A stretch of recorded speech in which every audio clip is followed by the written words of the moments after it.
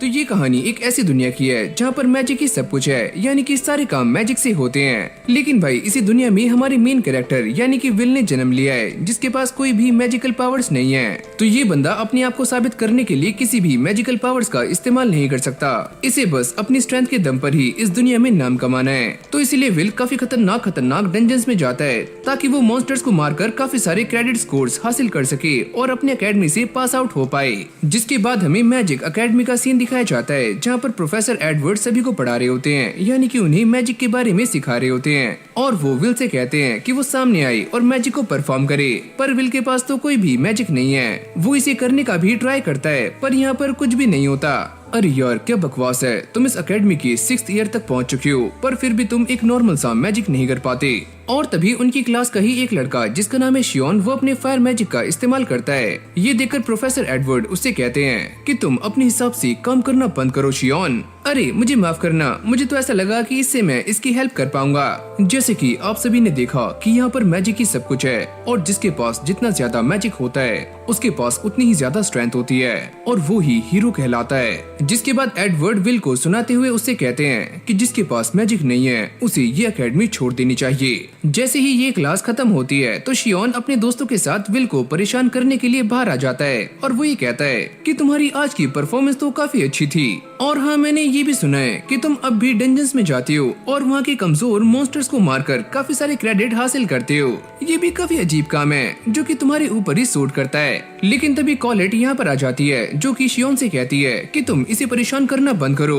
अरे मैं इसे परेशान कहाँ कर रहा हूँ, मैं तो बस इससे कह रहा हूँ कि इसे प्रोफेसर एडवर्ड की बात मान लेनी चाहिए और इस अकेडमी को छोड़ देना चाहिए। जाते हुए कॉलेट उसे समझाती है कि उसे शियोन की बातों पर ध्यान नहीं देना चाहिए और न ही प्रोफेसर एडवर्ड की। विल उससे कहता है कि सच में तुम काफी अच्छी हो और काफी क्यूट भी। अबे ओए ये तुम क्या कह रहे हो और तुम मुझे क्यूट कैसे कह सकते हो? क्या तुम सभी से ऐसी बातें करते हो? मुझे माफ करना, मुझे हमेशा से ही ये सिखाया गया है कि मुझे लड़कियों की तारीफें करनी है। जिसके बाद विल काफी आराम से आसमान को देखता है और वो ये कहता है कि आज का आसमान काफी अच्छा है। अरे हाँ तुम एकदम सही कह रहे हो, ये काफी अच्छा है और काफी वार्म भी। जिसके बाद हमें यहाँ के पास्ट के बारे में बताया जाता है कि यहाँ बस चारों तरफ डार्कनेस थी और सेलेस्टियल होस्ट का राज था और सारी दुनिया उससे डरा करती थी। लेकिन तभी 5 मैजिशियंस उसके खिलाफ खड़े हो गए जिन्होंने उसे आसमान में सील कर दिया और तभी से इस जगह पर काफी शांति है, यानी कि कोई भी डार्कनेस यहाँ पर नहीं है। और तभी से उन सभी को मैजिया वेंडर्स कहा जाने लगा जो कि इस दुनिया का सबसे हाईएस्ट टाइटल है। और फिर हमें विल का एक पास्ट दिखाया जाता है जहाँ पर वो अपने बचपन की दोस्त एल्फेरिया के साथ खेल रहा होता है और ये दोनों ही काफी छोटे हैं और काफी क्यूट भी। एल्फेरिया उससे कहती है कि मैंने ऐसा सुना है कि आसमान में अपने अपने सन और मून होते हैं और जब हम इस आसमान से ऊपर जाते हैं तो वहाँ पर एक काफी अच्छा सोलर सिस्टम भी है। साथ में वो ये भी कहती है कि अगर तुम उस नज़ारे को देखना चाहती हो जो कि यहाँ का सबसे खूबसूरत नज़ारा है तो तुम्हें उस टावर के सबसे ऊपर जाना होगा और ऐसा करने के लिए तुम्हें मैजिया वेंडर बनना होगा। तो चलो फिर हम दोनों इसे एक साथ देखेंगे और वो इसके लिए प्रॉमिस कर लेते हैं, एकदम पिंकी प्रॉमिस। कहानी दोबारा से प्रेजेंट में आती है जहाँ पर विल ये बताता है कि एल्फेरिया काफी टैलेंटेड थी और वो काफी छोटी उम्र में ही मैजिया वेंडर बन गई और इस टावर के काफी ऊपर पहुँच गई। पर मेरे पास कोई भी मैजिक नहीं था तो इसलिए मैं आज यहाँ पर हूँ। लेकिन अब भी मुझे वो प्रॉमिस याद है कि मुझे भी मैजिया वेंडर बनना है और एल्फेरिया के पास जाना है।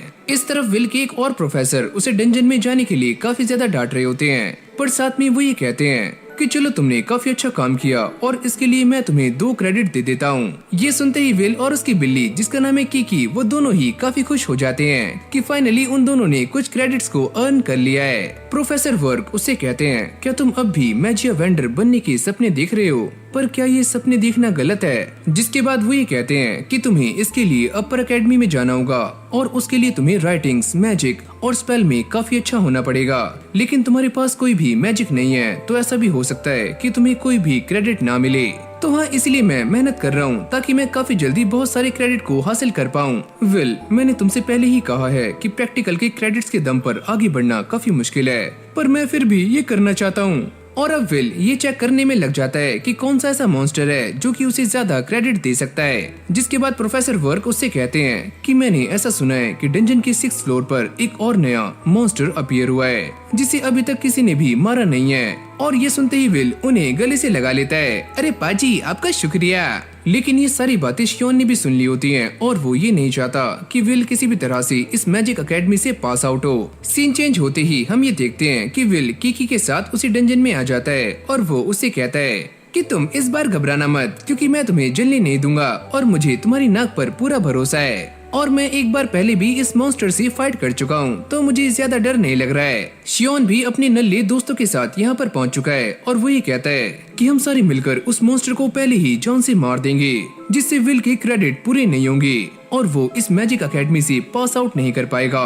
पर शियोन, तुम्हें क्या लगता है कि ये एक अच्छा आइडिया है कि हम तीनों का यहाँ पर इस डंजन में 6th फ्लोर पर आना ये खतरे से खाली नहीं है? अभी ओए, तूने मुझे समझा क्या है? मेरे पास मैजिकल पावर्स हैं और मैं यहाँ पर सारा कुछ संभाल सकता हूँ। लेकिन तभी अचानक एक मॉन्स्टर शियोन के दोस्त को एक काफी जोर से मुक्का मारता है, जिससे वो काफी दूर जाकर गिरता है और दूसरे दोस्त की ये देखकर काफी फटनी शुरू हो जाती है। अयो अम्मा, बचा लो बचा लो। लेकिन विल ने भी इसकी आवाज सुन ली थी और वो भागते हुए इनकी तरफ जाता है, पर जाते ही वो ये देखता है कि शियोन एक मॉन्स्टर से फाइट कर रहा है और वो ये देखकर काफी डर जाता है कि ये तो एक काफी खतरनाक सेंटिनल है जो कि नीचे रहते हैं, पर ये यहाँ पर क्या कर रहा है? विल इस बात को देखकर और भी ज्यादा शॉक्ड होता है कि शियोन यहाँ पर क्या कर रहा है और उसके कोई भी स्पेल इस मॉन्स्टर के ऊपर काम नहीं कर रहे हैं। ये मॉन्स्टर धीरे धीरे शियोन की तरफ बढ़ रहा होता है और उसकी ये देखकर चड्डी टाइट हो रही होती है। विल ये सोचता है कि मुझे इसकी हेल्प करनी चाहिए, पर एक सेकंड, इस इंसान ने हमेशा ही मुझे बुली किया है और मुझे परेशान किया है, तो क्या मैं इसे ऐसे ही छोड़कर यहाँ से भाग जाऊँ?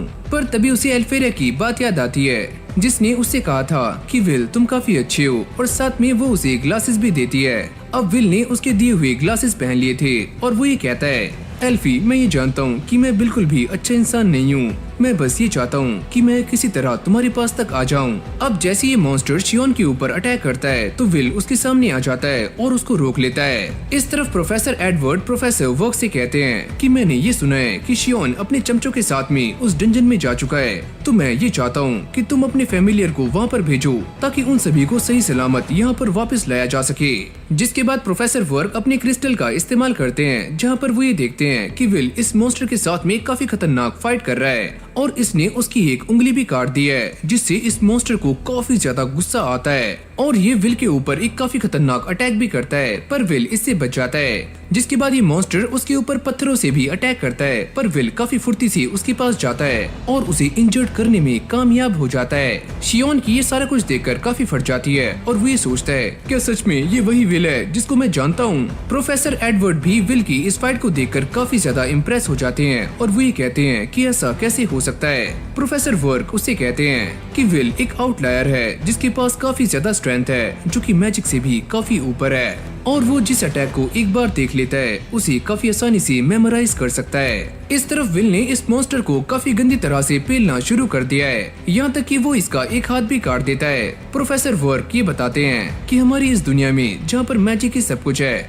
वहाँ पर विल ही अकेला एक स्वॉर्ड्समैन है जिसकी स्पीड लाइट की जैसी है। जिसके बाद ये सेंटिनल अपने मैजिक से विल पर अटैक करने की कोशिश करता है, पर विल ने उसकी स्वॉर्ड उठा ली थी और वो इसके ऊपर एक ही स्लैश करता है, जिससे ये वाला मॉन्स्टर यहीं पर धाराशाही हो जाता है, यानी कि मारा जाता है। प्रोफेसर एडवर्ड ये सारा कुछ देखकर काफी हैरान थे और वो ये कहते हैं कि इसका मतलब तुम ये कहना चाहते हो कि जिस बच्चे के पास कोई भी मैजिक नहीं है वो मैजिक से भी काफी ऊपर है। ये बोलते ही वो यहाँ से निकल जाते हैं। लेकिन भाई प्रोफेसर वर्क विल के इस काम से काफी खुश हैं और वो उसे 10 क्रेडिट्स दे देते हैं, जिससे विल भी काफी खुश हो जाता है। फिर हमें 5 साल पहले का सीन दिखाया जाता है, जहाँ पर ये सभी लोग विल को परेशान कर रहे होते हैं और वो ये कहते हैं कि इसके पास तो कोई भी मैजिकल पावर्स नहीं है, तो ये यहाँ पर क्या कर रहा है? इसे बस यहाँ पर इसलिए लाया गया था ताकि मैजिया वेंडर एल्फेरिया को यहाँ पर लाया जा सके। ये तो बस एक चारा था, यानी कि इसका अब यहाँ पर कोई भी काम नहीं है। जिसके बाद प्रोफेसर वर्क विल को लेकर हेडमास्टर के पास आ जाते हैं और वो विल के हाथों में एक स्वॉर्ड पकड़ा देती हैं और उसके ऊपर मैजिक से अटैक करती हैं, पर विल अपनी स्वॉर्ड से उनके सारे के सारे मैजिक को ही काट देता है।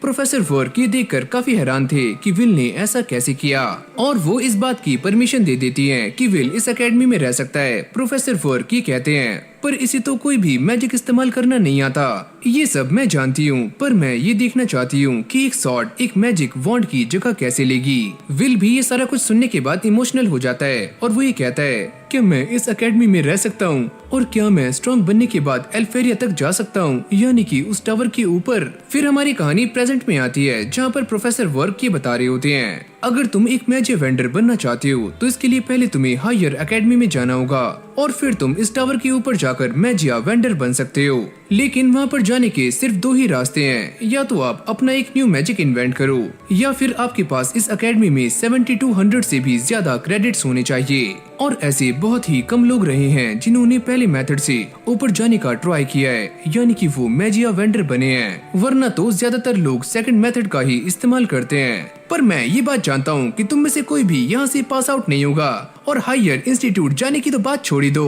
बाहर आने के बाद कॉलेट विल से पूछती है, क्या हुआ, आज प्रोफेसर वर्क की क्लास काफी स्ट्रेसफुल थी क्यों, है ना? हाँ, वो तो बस ऐसे ही। पर मैं इस बात से काफी खुश हूँ कि प्रोफेसर वर्क हमारे लिए एक्स्ट्रा क्लासेस ले रहे हैं। फिर हमें शियोन के नल्ले दोस्तों को दिखाया जाता है जो कि इसी बारे में बातें कर रहे होते हैं कि शियोन ने ही उस डंजन में उस काफी खतरनाक मॉन्स्टर को जान से मारा है। पर वो पीछे बैठे हुए ये सोचता है कि ये सारा कुछ सच नहीं है, वो सारा कुछ मैंने नहीं किया, वो विल ने किया था। अब जैसे ही विल उसके सामने से निकलता है तो शियोन को काफी गुस्सा आ जाता है और वो उसका कॉलर पकड़ लेता है। कॉलेट उसे दूर करती है, ये तुम क्या कर रहे हो? और शियोन यहाँ से चला जाता है। कॉलेट विल से पूछती है, क्या तुम्हारी और शियोन के बीच में कुछ चल रहा है, क्या कुछ गड़बड़ है? सीन चेंज होते ही हम ये देखते हैं कि प्रोफेसर एडवर्ड हेडमास्टर से ये कह रहे होते हैं कि हमें विल को यहाँ से निकाल देना चाहिए क्योंकि उसके पास कोई भी मैजिक नहीं है, वो तो बस एक स्वॉर्ड्समैन है। लेकिन ये विल को यहाँ से निकालने से मना कर रही होती हैं और वो ये कहती हैं कि विल ने राइटिंग्स में काफी अच्छा परफॉर्म किया है और क्या हुआ अगर उसके पास मैजिक नहीं है, उसके अलावा भी वो काफी अच्छा है। और वैसे भी हमारी एकेडमी का ये मोटो है कि हम ऐसे बच्चों को ग्रेजुएट करें जो कि पढ़ने में काफी अच्छे हों।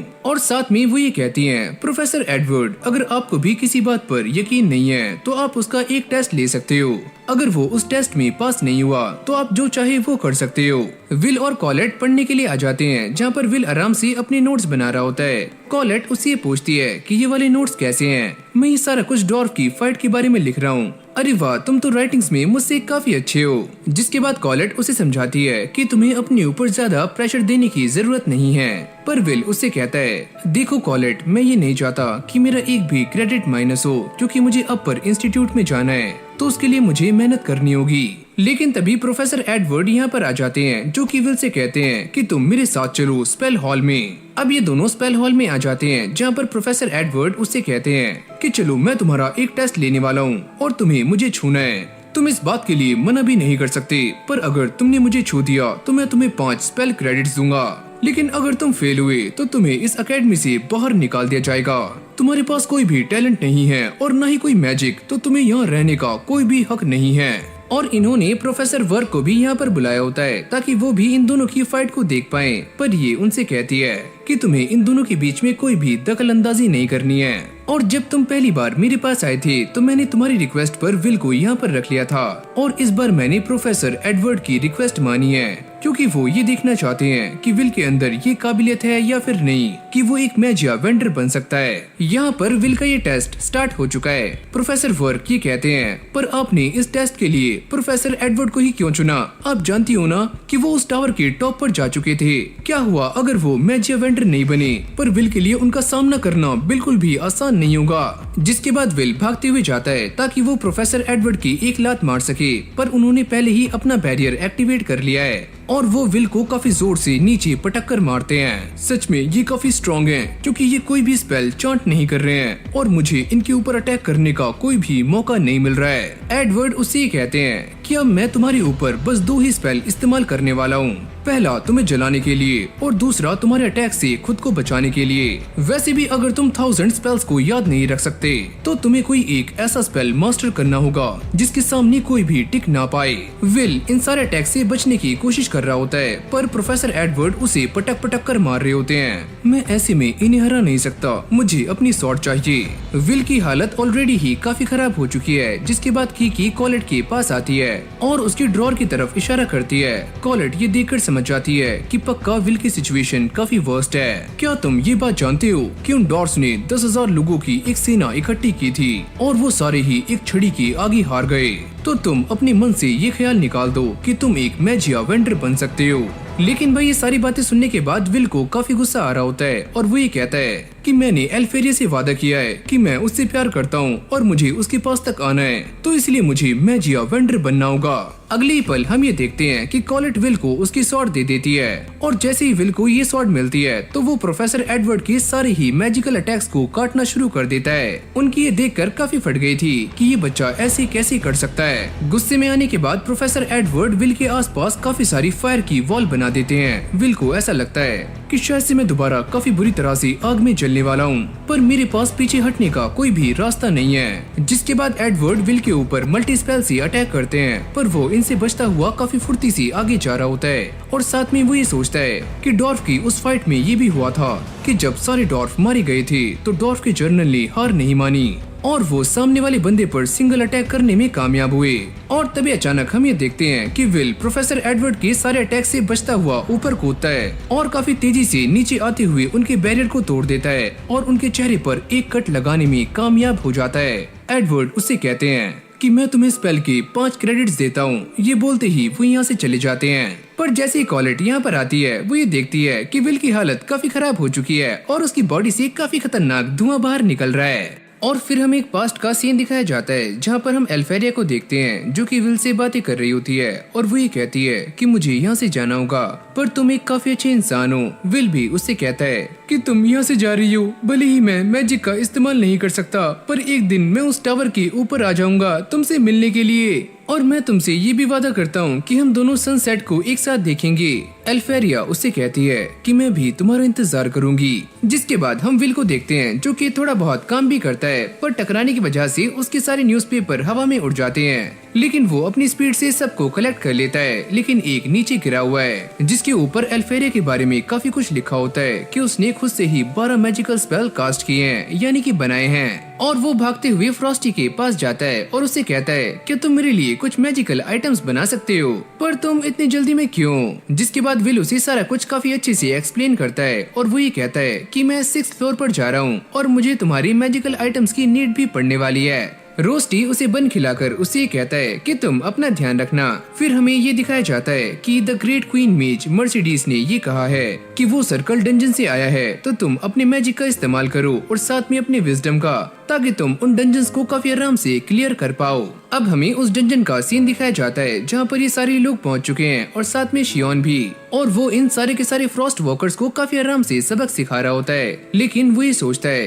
कि ये उसके सामने कुछ भी नहीं है, उसने तो इससे भी खतरनाक चीज को हराया था। विल भी शियोन को नोटिस कर लेता है और वो ये सोचता है कि सच में शियोन काफी कमाल का है, पर अगर ये यहाँ पर ऐसे खड़ा हुआ है तो शायद से मेरे लिए यहाँ पर कोई भी मॉन्स्टर नहीं है, तो मुझे और भी नीचे जाना होगा। यहाँ पर कुछ मॉन्स्टर्स एक लड़की को जान से मारने वाले होते हैं। तभी अचानक से विल यहाँ पर आ जाता है जो कि इन सभी को एक ही झटके में खत्म कर देता है। वो लड़की विल को देखकर काफी हैरान थी कि अभी यहाँ पर क्या हुआ, क्या तुमने मैजिक की जगह पर स्वॉर्ड का इस्तेमाल किया। इस तरफ क्लासरूम में प्रोफेसर वर्क इन सभी को ये बता रहे होते हैं कि अगर आप सब एक नया मैजिक क्रिएट कर लेते हो तो आप काफी आराम से उस टावर के ऊपर जा सकते हो और साथ में इतिहास में भी आपका नाम दर्ज हो जाएगा।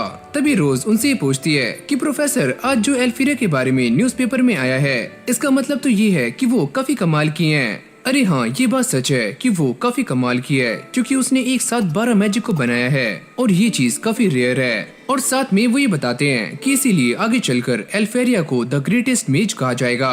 कहानी दोबारा से डंजन में आती है जहाँ पर ये लड़की विल से बातें कर रही होती है और वो ये कहती है कि आप मेरी सीनियर हो। विल उससे पूछता है कि तुम मुझे ये क्यों कह रही हो। वो ये कहती है कि मैं 4th ईयर में हूँ और आप 6th में, पर तुम यहाँ पर क्या कर रही हो। वो ये कहती है कि मैं यहाँ पर इसलिए आई हूँ ताकि मैं स्काई को बचा पाऊँ। जिसके बाद विल हमें ये बताता है कि जो स्काई हम देखते हैं वो असली नहीं है, वो तो बस मैजिक से बना हुआ है, यानी कि वो बस एक बैरियर है जिसे कि मैजिया वेंडर्स ने बनाया है। और जब ये बैरियर फेल हो जाएगा तो चारों तरफ दोबारा से अंधेरा छा जाएगा। जिसके बाद ये लड़की विल को बताती है कि वो पहले एक बार लेडी एल्फेरिया से मिल चुकी है और वो काफी कमाल की हैं। ये तब की बात है जब वो एक डंजन में थी और उसे चारों तरफ से काफी सारे मॉन्स्टर्स ने घेर लिया था और तभी लेडी एल्फेरिया ने उसकी जान बचाई। प्रेजेंट में वो ये कहती है कि मैं लेडी एल्फेरिया के लिए कुछ भी कर सकती हूँ और मैं उन्हीं के ऑर्डर्स की वजह से यहाँ पर आई हूँ, पर मुझे कोई भी फ्रॉस्ट वॉकर नहीं मिला। लेकिन विल अपने आसपास काफी अच्छे से चेक करता है और वो ये कहता है कि मुझे ऐसा लगता है कि हमारे आसपास कोई न कोई फ्रॉस्ट वॉकर है।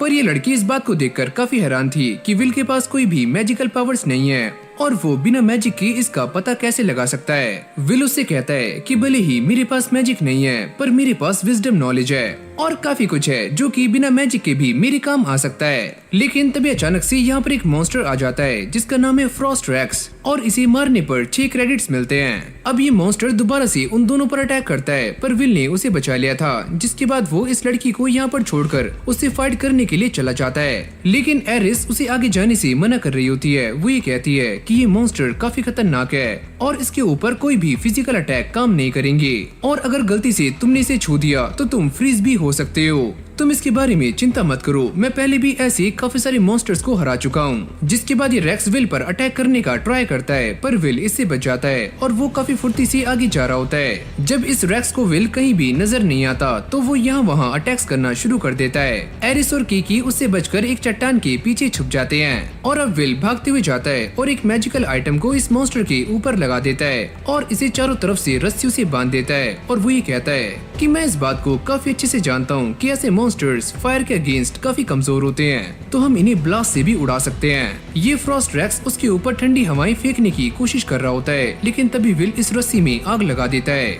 जिससे रोस्टी के बनाए हुए सारे के सारे मैजिकल आइटम्स आग पकड़ लेते हैं और यहाँ पर एक काफी जोरदार धमाका होता है जिससे ये फ्रॉस्ट रेक्स यहीं पर मारा जाता है। लेकिन तभी आयरिस की पर्सनैलिटी चेंज हो जाती है और वो ये कहती है कि ये वही लड़का है जिसके बारे में मैंने अफवाहों में सुना है, पर मैं इसके बारे में रिपोर्ट्स कैसे दूं? ये तो उन अफवाहों से काफी अलग है। पर फाइनली इन दोनों को वो कोर मिल चुका है, जिसके बाद आयरिस दोबारा से इस टावर के ऊपर आ जाती है और वो ये सोचती है कि भले ही उसके पास मैजिक नहीं है पर वो मैजिक की कमी को अपनी सूझबूझ से पूरा कर सकता है और वो सच में एक कमाल का स्वॉर्ड्समैन है। अगले सीन में हम ये देखते हैं कि आयरिस अभी की मैजिया वेंडर्स के पास आ जाती है और वो ये कहती है क्या मैंने आपको डिस्टर्ब कर दिया? अरे नहीं, ऐसा नहीं है, हम तो बस एक मीटिंग कर रहे थे क्योंकि हम इस बात को जानते हैं कि अगर बैरियर टूट गया तो चारों तरफ अंधेरा छा जाएगा। जियो कहता है कि वो सारे सेलेस्टियल्स हमसे फाइट करने के लिए कभी भी रेडी हो सकते हैं और हमारे पास इतने लोग नहीं हैं कि हम उनका सामना कर पाएं। एलनोर ये कहती है तो इसलिए हमें काफी सारे इलाइट मेजेस चाहिए ताकि हम वक्त आने पर उनका इस्तेमाल कर पाएं। सुनो एरिस, क्या तुम्हें कोई ऐसा मिला जो कि हमारे काम आ सकता है? और वो ये कहती है कि जब मैं नीचे गई तो मेरी मुलाकात एक ऐसे इंसान से हुई जो कि मैजिक का इस्तेमाल नहीं करता पर फिर भी वो आपके काफी काम आ सकता है। उसका नाम है विल। पर ये सारे विल को यहाँ पर बुलाने से थोड़े से हिचकिचा रहे होते हैं। कैरियट ये कहता है कि वैसे भी ग्रैंड मेजिया फेस्टिवल आ रहा है, हम इसके बारे में बाद में सोचेंगे। ये बोलते ही वो सारे के सारे मेजिया वेंडर्स यहाँ से निकल जाते हैं पर अब भी एल्फेरिया सो रही होती है। आयरिस उनसे कहती है कि आपने जिस इंसान के बारे में मुझसे कहा था वो इंसान सच में काफी कमाल का है। विल का हासिल किया हुआ ये कोर भी एल्फेरिया के पास आ जाता है और वो ये कहती है कि विल, मैं तुम्हारा इंतजार करूंगी। जिसके बाद विल हमें बताता है कि उनकी मैजिकल एकेडमी में उन्हें 12,000 पॉइंट्स मिलते हैं जिनमें से उन्हें 7,200 पॉइंट्स कलेक्ट करने होते हैं और इससे ही वो मैजिया वेंडर्स बन सकते हैं। एकेडमी के अंदर कॉलेट और शियोन अपना टेस्ट दे रहे होते हैं और ये दोनों ही काफी आराम से अपने गोलम्स को हरा देते हैं। जिसके बाद हमें ये पता लगता है कि शियोन के पास 9,000 से भी ज्यादा पॉइंट्स हैं और कॉलेट के पास कम से कम 7,000 से ज्यादा। अब बारी आती है विल की और सारे लोग उसका मजाक बना रहे होते हैं और उसे मैजिक इस्तेमाल करने के लिए कहते हैं पर ये गोलम विल को काफी दूर फेंक कर मारता है क्योंकि वो मैजिक इस्तेमाल नहीं कर सकता। और अब यहाँ पर इस एकेडमी के टॉप 3 स्टूडेंट्स आ जाते हैं जिनका नाम है लियाना, जूलियस और विग। जूलियस इन दोनों से कहता है कि मैं तुम्हें मैजिया वेंडर्स बनने के लिए चैलेंज करता हूँ और वो अपने आइस मैजिक से एक फ्लावर बनाता है और इन दोनों को ही चैलेंज कर देता है। पर भाई ये दोनों भी कम नहीं होते, ये भी अपने मैजिक का प्रदर्शन करते हुए उसके चैलेंज को एक्सेप्ट कर लेते हैं। सारे बच्चे ये देखकर काफी खुश थे कि अब काफी मजा आने वाला है। विल इस बात को लेकर परेशान है कि इस एकेडमी के अंदर लोगों के पॉइंट्स देखे जाते हैं, न कि उनकी एबिलिटीज। मैं इस एकेडमी में 6th ईयर तक आ चुका हूँ पर मेरे पास क्रेडिट्स काफी कम है, वो बस 5,405 हैं। सीन चेंज होते ही कॉलेट विल को ये समझाती है कि तुम्हारे पास पॉइंट्स काफी कम है और तुम्हारे पास बस एक ही चांस है कि तुम ग्रैंड मेजिया फेस्टिवल में चुने जाओ। हाँ, मैं भी इस बात को जानता हूँ और ये एक ऐसा फेस्टिवल है जो कि इस एकेडमी में 2 सालों में एक बार करवाया जाता है। साथ में वो ये कहती है कि मैं तुम्हें एक बात और बता दूं कि इस जगह पर 4 फैक्शंस हैं जो कि अभी की मैजिया वेंडर संभालते हैं। अगर इन चारों में से किसी एक ने भी तुम्हें चुन लिया तो तुम टावर में जा सकते हो।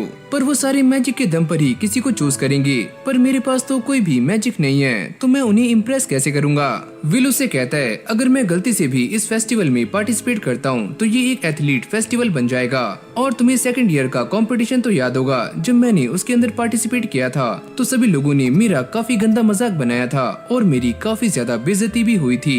बाहर ये सारे बच्चे भी फेस्टिवल की तैयारियां कर रहे होते हैं। कॉलेट उन्हें देखकर ये कहती है कि लगता है वो फेस्टिवल काफी नजदीक आ चुका है। वो विल को समझाते हुए उससे ये कहती है कि ग्रैंड मेजिया फेस्टिवल काफी इम्पोर्टेंट है, जहाँ पर तुम अपनी स्किल्स को दिखा सकते हो और तुम्हारे पास एक काफी अच्छा मौका है जहाँ पर तुम सभी के सामने अपनी स्किल्स को रख पाओगे।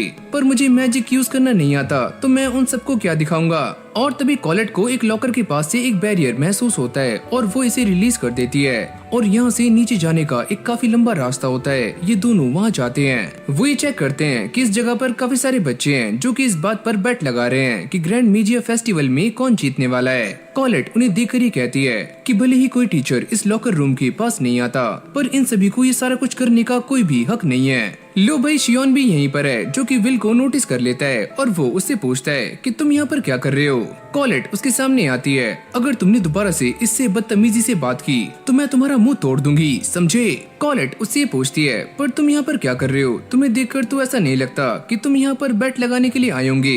पीछे से ये छपरी ये बोलते हैं, अरे हाँ हमारा ये दोस्त यहाँ पर इसलिए नहीं आया है कि उसे चिंता है कि वो इन सभी से पीछे है, ऐसा कुछ भी नहीं है। जैसे ही विल अपनी क्लास खत्म करके यहाँ से जा रहा होता है तो कॉलेट उससे पूछती है, अगर तुम इसके बाद डंजन में जा रहे हो क्या मैं तुम्हारे साथ चल सकती हूँ। अरे नहीं मुझे थोड़ा सा काम है, और वो यहाँ से निकल जाता है। अगली सीन में हम विल को देखते हैं जो कि एक रेस्टोरेंट में काम कर रहा होता है जहाँ पर काफी सारे ह्यूमंस हैं और साथ में डॉग्स भी जो कि आराम से खाना पीना कर रहे होते हैं। वैसे विल तुम यहाँ पर क्या कर रहे हो। विल उससे कहता है कि मुझे स्कॉलरशिप नहीं मिली है और मुझे ट्यूशन की फीस भी देनी होती है, तो इसलिए मैं सुबह में न्यूज़पेपर बांटता हूँ और शाम को रेस्टोरेंट में काम करता हूँ। अबे ओए छपरी चल अच्छे से काम कर, वो देख तेरा दोस्त कितना ज्यादा काम कर रहा है। लेकिन तभी रोस्टी भी विल की हेल्प करने के लिए यहाँ पर आ जाता है और वो ये कहता है कि बिना मैजिक के काम करना मेरे लिए काफी अलग है, पर तुम्हारे लिए मैं इतना तो कर ही सकता हूँ। ये मोटी लेडी विल से कहती है कि वैसे मेरे एक वर्कर ने काम छोड़ दिया है तो तुम मेरे लिए कोई दूसरा बंदा ढूंढो। लेकिन ये सारे बंदे विल को चेयर अप करते हुए उससे ये कहते हैं, अरे ओए ये हमारा भाई है, ये एक साथ दो काम कर सकता है, क्यों है ना विल।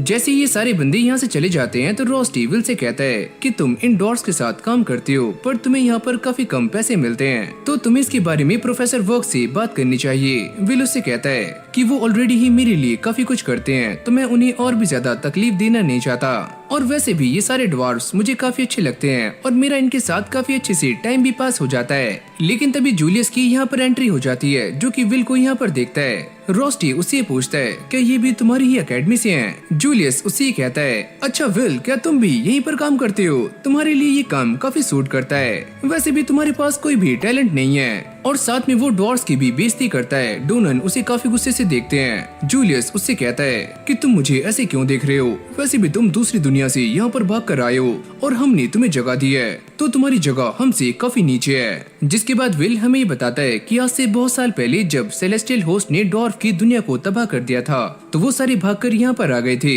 पर इस जगह पर उन्हें बिल्कुल भी इज्जत नहीं मिलती। अगर वो गलती से किसी मैजिशियन पर उंगली भी उठा देते हैं तो इसका खामियाजा सारे के सारे डॉर्स को भुगतना पड़ता है। रोस्टी उसके पास खाना लेकर जाता है पर अब भी जूलियस डॉर्स का मजाक बना रहा होता है। वो ये कहता है कि इन सभी को यहाँ से भेज दो। ये बातें सुनते ही विल को काफी गुस्सा आ जाता है और वो जूलियस से ये कहता है कि तुमने अभी जो कहा वो सारे वर्ड्स वापस लो। शायद तुम इस बात को नहीं जानते कि डॉर्स काफी मेहनती होते हैं और वो जो भी करते हैं वो अपने दम पर करते हैं। ओह अच्छा, अब तुम मुझे सिखाओगे कि मुझे क्या बोलना है क्या नहीं, तो लो फिर तुम ही इसे खाओ। जूलियस के साथी विल को धमकाने का ट्राई करते हैं लेकिन विल उन दोनों को पकड़कर सीधा जमीन में लिटा देता है जिससे वो दोनों बेहोश हो जाते हैं और थोड़ी सी लेकर जूलियस पर आ जाती है। आज काफी टाइम के बाद किसी ने मुझसे ऐसा कहा है तो चलो देखते हैं कि किस में कितना दम है। और जूलियस विल के ऊपर अटैक करना शुरू करता है लेकिन विल उससे बचता हुआ पीछे हो जाता है। लेकिन जूलियस ने उसे पकड़ लिया था और वो उसके चेस्ट में एक रोज बनाते हुए उसे टॉर्चर करना शुरू कर देता है। पर जूलियस ये देखकर काफी हैरान था कि विल को इससे घंटा फर्क नहीं पड़ रहा है। वो ये कहता है कि मैं तुम्हें अभी के लिए छोड़ रहा हूँ पर मैं तुम्हें ग्रैंड मेजिया फेस्टिवल में देखूंगा। और यही वो टाइम होगा जब मैं तुम्हें सभी के सामने बेइज्जत करूंगा। विल भी उसकी कैद से आजाद हो जाता है और उसकी वॉन्ड को पकड़ते हुए ये कहता है कि मैं भी इसमें पार्टिसिपेट करने के लिए रेडी हूँ। ओ अच्छा, अगर मैं जीता तो मैं तुम्हें इस एकेडमी से बाहर निकलवा दूंगा।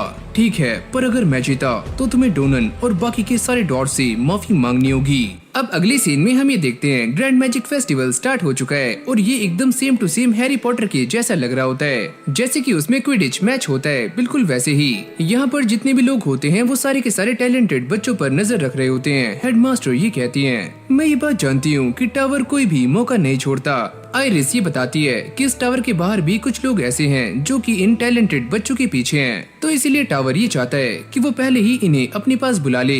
और तभी हम ये देखते हैं कि लियाना ने स्काई रेस जीत ली है और सभी उसको देखकर काफी खुश हो रहे होते हैं क्योंकि वो पहले भी इसको एक बार जीत चुकी है और उसने इस बार अपना ही रिकॉर्ड ब्रेक कर दिया है। आइरिस यहाँ से जा रही होती है, क्या तुम सच में यहाँ से जा रही हो? हाँ, मुझे और भी कुछ काम है और साथ में मुझे किसी और को भी चीयर अप करना है। जिसके बाद कॉलेट शियोन के पास आकर उससे कहती है, क्या तुम हमारी टीम को ज्वाइन करोगे? और वो ये सुनते ही काफी खुश हो जाता है। वो ये कहता है, लगता है तुम्हें इस बात का अंदाजा हो ही गया है कि विल तुम्हारे लिए सही नहीं है और मैं तुम्हारे लिए काफी इम्पोर्टेंट हूँ, क्यों है ना? लेकिन जैसे वो विल को यहाँ पर देखता है वो ये पूछता है, पर ये छपरी यहाँ पर क्या कर रहा है? कॉलेट उसे समझाते हुए उससे ये कहती है कि हम जिस अगले टूर्नामेंट में पार्टिसिपेट करने के लिए जा रहे हैं उसमें हमें कम से कम 21,000 पॉइंट्स की जरूरत पड़ने वाली है और अगर विल भी उसके अंदर पार्टिसिपेट करना चाहता है तो हमें तुम्हारी जरूरत पड़ेगी। विल उससे कहता है, मुझे माफ करना कि मुझे तुम्हारे साथ इसके अंदर पार्टिसिपेट करना पड़ रहा है। ये सुनते ही शियोन को काफी ज्यादा गुस्सा आता है और वो ये कहता है, पर मैं तुम्हारे साथ इसके अंदर पार्टिसिपेट क्यों करूँ और वैसे भी तुम इसमें भाग क्यों ले रहे हो? जूलियस जैसे ही यहाँ से निकलता है तो वो विल को काफी घूर कर देख रहा होता है। शियोन ये देखकर काफी परेशान था कि पहले इसने मेरी जान बचाई और अब ये मेरी तरफ देख भी नहीं रहा है। इसने मुझे उस टाइम शर्मिंदा कर दिया था, पर अब ये कहाँ देख रहा है। कॉलेट उसे बताती है कि विल और जूलियस के बीच में कुछ न कुछ चल रहा है और विल ने ये कहा है कि वो इसके अंदर इसीलिए पार्टिसिपेट कर रहा है ताकि वो जूलियस का सामना कर पाए। तो चलो सारे के सारे दिल थाम कर बैठ जाओ और पता नहीं किसने मुझे प्रोफेसर एडवर्ड के साथ बिठा दिया है जिनसे मेरी बिल्कुल भी बनती नहीं है। ये एक नंबर के खड़ूस हैं। तुम बस अगली क्लास में अपना कॉफिन तैयार रखना। अरे यार मैं क्या करूं? जिसके बाद आज का main event crown attack start हो जाता है जहां पर सारे के सारे एल्फ फैक्शन वाले अपने मैजिक का इस्तेमाल करते हैं और आसमान में एक साथ काफी सारे मैजिकल सर्कल्स अपीयर हो जाते हैं और ये सारे के सारे मैजिकल सर्कल्स इस ग्राउंड के बाहर जाते ही एक्टिवेट हो जाते हैं जिससे काफी सारे अलग अलग एरियाज बन जाते हैं। ये एक ऐसा गेम है जो कि सारे के सारे पार्टिसिपेंट्स इस स्टेडियम के बाहर से खेलना शुरू करेंगे और वो अपने सामने आने वाली सारी दिक्कतों को साफ करते हुए इस स्टेडियम के अंदर तक आएंगे। सामने हम क्राउन को देखते हैं और इस गेम का एक सिंपल सा रूल है कि जो भी टीम पहले इस क्राउन को पालेगी वो इस मैच को जीत जाएगी। इन सारी जोन्स के अंदर अलग अलग डिफिकल्टीज हैं। या तो तुम उन सारी डिफिकल्टीज को पार करते हुए आगे बढ़ सकते हो या फिर तुम अपनी ओपोनेंट टीम का रास्ता भी रोक सकते हो। इन जोन्स के अंदर जो भी ट्रैप्स बनाए गए हैं वो यहाँ के प्रोफेसर्स ने बनाए हैं ताकि इस गेम को और भी ज्यादा डिफिकल्ट किया जा सके। प्रोफेसर एडवर्ड ये कहते हैं कि ये कोई बस एक कॉन्टेस्ट नहीं है, इसके अंदर तुम्हें अपना बेस्ट देना होगा तभी तुम इसको जीत सकते हो। अरे हाँ, आपने एकदम सही कहा, इसके अंदर पूरी जान लगा दो। जैसे ये बंदा स्क्वाड 6 के बारे में अनाउंस करता है तो सारे लोग इसे देखकर काफी शॉक थे क्योंकि इसके अंदर विल है और सब उसे मना कर रहे होते हैं कि वो इसके अंदर पार्टिसिपेट क्यों कर रहा है जबकि उसके अंदर कोई भी टैलेंट नहीं है और न ही उसके पास कोई मैजिक है। प्रोफेसर वर्क विल के पास आते हैं और उससे कहते हैं कि मैंने तुम्हें पहले ही मना किया था कि तुम्हें इसके अंदर पार्टिसिपेट नहीं करना है, पर तुम ये क्यों कर रहे हो? प्लीज मुझे करने दो, मैं ये करना चाहता हूँ। और तभी अचानक हम ये देखते हैं कि उन सभी के सामने काफी सारे गोलम्स आ जाते हैं। विल भागते हुए उनकी तरफ जाता है। सारे बच्चे इस बारे में बातें कर रहे होते हैं कि इसके पास कोई भी टैलेंट नहीं है, लगता है कि मरना चाहता है। विल कॉलेट से कहता है कि वो उसकी हेल्प करे और जैसे ही कॉलेट अपनी मैजिक का इस्तेमाल करती है तो विल अपने सामने वाले गोलम के एक जोरदार मुक्का मारता है जिससे वो उड़कर पीछे जाता है और उसके रास्ते में आने वाले सारे गोलम एक बार में ही साइड हो जाते हैं। सभी लोग ये सारा कुछ देखकर काफी हैरान थे। कॉलेट ये बताती है कि भले ही विल मैजिक का इस्तेमाल नहीं कर सकता, पर अगर वो इस मैजिकल आइटम का सहारा लेकर सामने वाले गोलम को मारेगा तो वो ऐसे कोई भी रूल ब्रेक नहीं कर रहा है। ये बंदा भी विल को देखकर काफी हक्का बक्का रह जाता है। वो ये कहता है कि जो इंसान सबसे पहले आगे गया है उसका नाम है विल। शियोन अपनी सारी पुरानी बातों को याद करता है और वो ये सोचता है कि जब विल ने मेरी जान बचाई थी तो उस टाइम मुझे ऐसा लगा कि मुझे मर जाना चाहिए और इसलिए मैंने काफी ज्यादा ट्रेनिंग की और मैं मरने की बजाय और भी ज्यादा मजबूत बन गया। पर आज जब मैं इसे देखता हूँ तो ये मुझसे और भी आगे निकल चुका है। अब ये सारे भागते हुए आगे जा रहे होते हैं और ये एक दूसरे जोन में एंटर कर जाते हैं जहाँ के सारे ट्रैप्स अपने आप ही एक्टिवेट हो जाते हैं। और जैसे ये इन सभी के ऊपर पत्थरों से अटैक करते हैं तो विल जमीन में एक जोरदार मुक्का मारता है जिससे सामने एक वॉल क्रिएट हो जाती है और वो इन सारे के सारे अटैक से काफी आराम से बच जाते हैं। विल दोबारा से कॉलेट का नाम पुकारता है और वो अपने मैजिक का इस्तेमाल करते हुए यहाँ पर काफी सारी स्वॉर्ड्स ले आती है। विल उनमें से एक एक स्वॉर्ड का इस्तेमाल करते हुए सामने सारे ट्रैप्स को तोड़ना शुरू कर देता है। पर अब भी एक ट्रैप बाकी है और जैसे ही ये ट्रैप विल पर अटैक करने वाला होता है तो विल इसे भी बीच में से काट देता है। यहाँ पर बैठे हुए सभी लोग ये देखकर काफी हैरान थे कि विल काफी फुर्ती से आगे बढ़ता जा रहा है। प्रोफेसर एडवर्ड ये कहते हैं कि विल ने काफी सारे डंजन्स को क्लियर किया है तो वो ये बात काफी अच्छे से जानता है कि उसे ट्रैप्स को कैसे डीएक्टिवेट करना है और कैसे फुर्ती से आगे बढ़ना है। फिर हमें बाकी टीम्स को दिखाया जाता है जो कि इन सारे ट्रैप्स में फंसनी शुरू हो चुकी हैं, यानी कि उन्हें यहाँ पर काफी दिक्कतें आ रही होती हैं। आयरिस भी विल को दूर से खड़ी हुई सपोर्ट कर रही होती है। अरे विल तुम आगे जाओ। जूलियस के कान में भी ये सारी आवाजें पड़नी शुरू हो चुकी हैं और वो अपने साथी से पूछता है कि स्टेडियम से इतना शोर क्यों आ रहा है। वो ये कहता है कि हमें ये पता लगा है कि विल की टीम सबसे आगे है और वो काफी फुर्ती से आगे बढ़ते जा रहे हैं। अगर ऐसा ही चलता रहा तो विल जीत जाएगा। तुम इसके बारे में चिंता मत करो, मैं आगे जा रहा हूँ। विल और उसकी टीम जंगलों में आ चुकी है जहाँ पर ये ट्रैप एक्टिवेट हो चुके हैं, लेकिन विल अपनी विजडम का इस्तेमाल करता है और इन दोनों ही ट्रैप्स का मुंह एक दूसरे की तरफ कर देता है और जैसे ये दोनों एक दूसरे पर अटैक करते हैं तो ये दोनों ही ब्लास्ट हो जाते हैं। अरे वाह, विल तो काफी फुर्ती से आगे बढ़ता जा रहा है। प्रोफेसर एडवर्ड आपको ये कैसा लग रहा है, जरा बताओ तो। फिर हमें ये बताया जाता है कि जैसे जैसे ये टीम्स आगे जाती जाएंगी इन सभी का सामना एक दूसरे से भी हो सकता है और ये सारी टीम्स वुडलैंड में आकर एक दूसरे से मिलने वाली हैं। विल भी इसी बात को सोच रहा होता है कि वो उस जगह पर अगर जूलियस से पहले पहुंच जाता है तो वो उसके ऊपर छुपकर अटैक कर सकता है और इससे उसे एक और एडवांटेज मिल जाएगा कि ये उस जगह के बारे में काफी अच्छे से रिसर्च कर सकता है। लेकिन तभी अचानक जूलियस विल के ऊपर अटैक कर देता है और इससे उसके कपड़े ही फटते हैं। कॉलेट भी ये देखकर काफी हैरान थी कि जूलियस हमसे पहले यहाँ तक कैसे आ सकता है। अरे क्या हुआ बच्चे, क्या तुम यहाँ पर अकेले हो या तुम्हारी टीम आसपास ही छुपी हुई है? जिसके बाद वो अपने आइस क्रिस्टल से विल के ऊपर अटैक करता है पर विल इससे बच जाता है। शियोन भी यहाँ पर आ चुका है जो कि अपने फायर मैजिक का इस्तेमाल करते हुए जूलियस की सारी बर्फ को पिघला देता है और वो उसके ऊपर अटैक करता है जिससे यहाँ पर एक काफी खतरनाक धमाका होता है जो कि दूर से भी देखा जा सकता है। कॉलेट ने विल को बचा लिया होता है। विल ये सोचता है कि अभी क्या हुआ, कि शियोन ने सच में मेरे ऊपर अटैक किया। शियोन जूलियस से ये कहता है कि तुम मेरे रास्ते में आ रहे हो, तुम यहाँ से निकल जाओ। कॉलेट भी उसके ऊपर काफी गुस्सा करती है कि तुम ये क्या कर रहे हो। शियोन ये कहता है कि मैं काफी लंबे टाइम से तुम्हारी बातें सुनते हुए आ रहा था पर अब मुझे मौका मिल चुका है और मैं ये चाहता हूँ कि तुम मुझसे फाइट करो। पर तुम ऐसा कैसे कर सकते हो? क्या ये सही टाइम है तुमसे फाइट करने का? तुम्हें क्या लगता है कि मुझे तुमसे फाइट करने के लिए कोई टाइम या फिर कोई रीजन चाहिए? जैसे ही कॉलेट उन दोनों को रोकने के लिए आगे जा रही होती है तो जूलियस अपने आइस मैजिक का इस्तेमाल करते हुए उसको फ्रीज कर देता है। विल ने भी अपनी स्वॉर्ड उठा ली है, यानी कि ये दोनों फाइट करने के लिए एकदम रेडी हो चुके हैं। इन दोनों की ही फाइट से पहले हमें एक पास्ट का सीन दिखाया जाता है जहाँ पर शियोन और विल दोनों ही बच्चे होते हैं और शियोन ये देखकर काफी परेशान होता है कि सारे बच्चे विल का मजाक बना रहे हैं और उसे मैजिकलेस कहकर बार बार चिढ़ा रहे हैं। शियोन ये सोचता है कि मुझे इसकी हेल्प करनी चाहिए तो इसलिए वो विल से दोस्ती करने के लिए उसके पास जाता है पर विल उसे मना कर देता है और साथ में वो ये कहता है कि तुम मुझसे दूर रहो। कहानी दोबारा से प्रेजेंट में आती है जहाँ पर शियोन पूरी फुर्ती से विल पर अटैक कर रहा होता है और विल भी उसके सारे अटैक्स को अपनी स्वॉर्ड से काट रहा होता है, लेकिन अब भी वो शियोन के साथ सही तरीके से फाइट नहीं कर रहा है, यानी कि सीरियस नहीं है। शियोन को ये सारा कुछ देखकर काफी गुस्सा आता है और वो विल से कहता है क्या तुम ऐसे ही यहाँ वहाँ कूदते रहोगे? मेरे सामने आओ, मुझसे फाइट करो। मैं तुमसे फाइट नहीं करूंगा क्योंकि हम दोनों ही एक टीम में हैं और हमें एक साथ जीतना है। लेकिन विल की ये सारी बातें सुनने के बाद शियोन को और भी ज्यादा गुस्सा आना शुरू हो जाता है। वो ये कहता है कि तुम ये क्या बकवास कर रहे हो, तुम्हारे पास यही मौका है, मेरे साथ फाइट करो। और वो काफी सीरियस होकर विल पर अटैक्स करना शुरू कर देता है। विल ये सोचता है क्या मुझे सच में इसके साथ फाइट करनी होगी, यही मेरा आखिरी ऑप्शन है।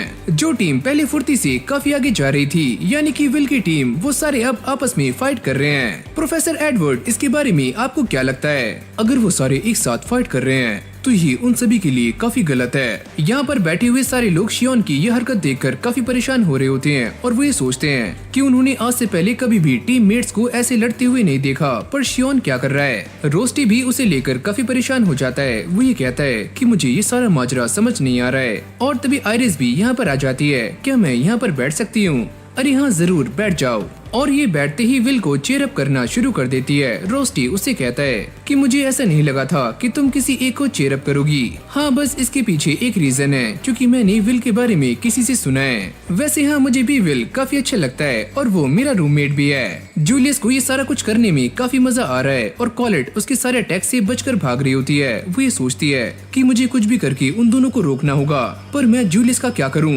जूलियस उसे बार बार परेशान कर रहा होता है। कॉलेट उससे कहती है कि मैं तुम्हें जान से मार दूंगी। अगली पल जूलियस उसके ऊपर दोबारा से अटैक करता है, पर कॉलेट उसे रोक लेती है। लेकिन इससे कॉलेट के नीचे एक ट्रैप एक्टिवेट हो जाता है। क्या इसने ये अटैक इसलिए किया ताकि ये इस वाले ट्रैप को एक्टिवेट कर पाए? और तभी अचानक यहाँ पर एक जोरदार धमाका होता है और फिर हमें बाहर का सीन दिखाया जाता है, जहाँ पर ये सारे बच्चे इस बात को देखकर हैरान थे कि जूलियस एक टाइम पे इतनी सारी जगह कैसे हो सकता है और वो सारी ही स्क्वाड्स को आगे जाने से रोक रहा है। पर ऐसा कैसे हो सकता है? सीन चेंज होते ही हमें विग को दिखाया जाता है, जो कि जूलियस के सामने आ चुका है। और विग उससे कहता है आखिरकार तुम मेरे सामने आ ही गए, लो तुम्हारा ये फ्लावर मैं तुम्हें वापस देता हूँ। और इससे जूलियस का ध्यान भटक जाता है, जिससे उसके पैरों के नीचे एक बैरियर एक्टिवेट हो जाता है और यहाँ पर विंड मैजिक आता है। जूलियस क्रिस्टल में चेंज हो चुका है और वो टूट जाता है। इस तरफ ये बंदा अलग ही खुश हो रहा होता है। वो ये कहता है कि अभी जूलियस विग के सामने आया था, पर विग की टीम ने उसे हरा दिया है। अरे वाह, इस गेम में तो और भी ज्यादा मजा आता जा रहा है। बाहर बैठे हुए सारे बच्चे इसी बारे में बातें कर रहे होते हैं कि पहले हमें ये लगा था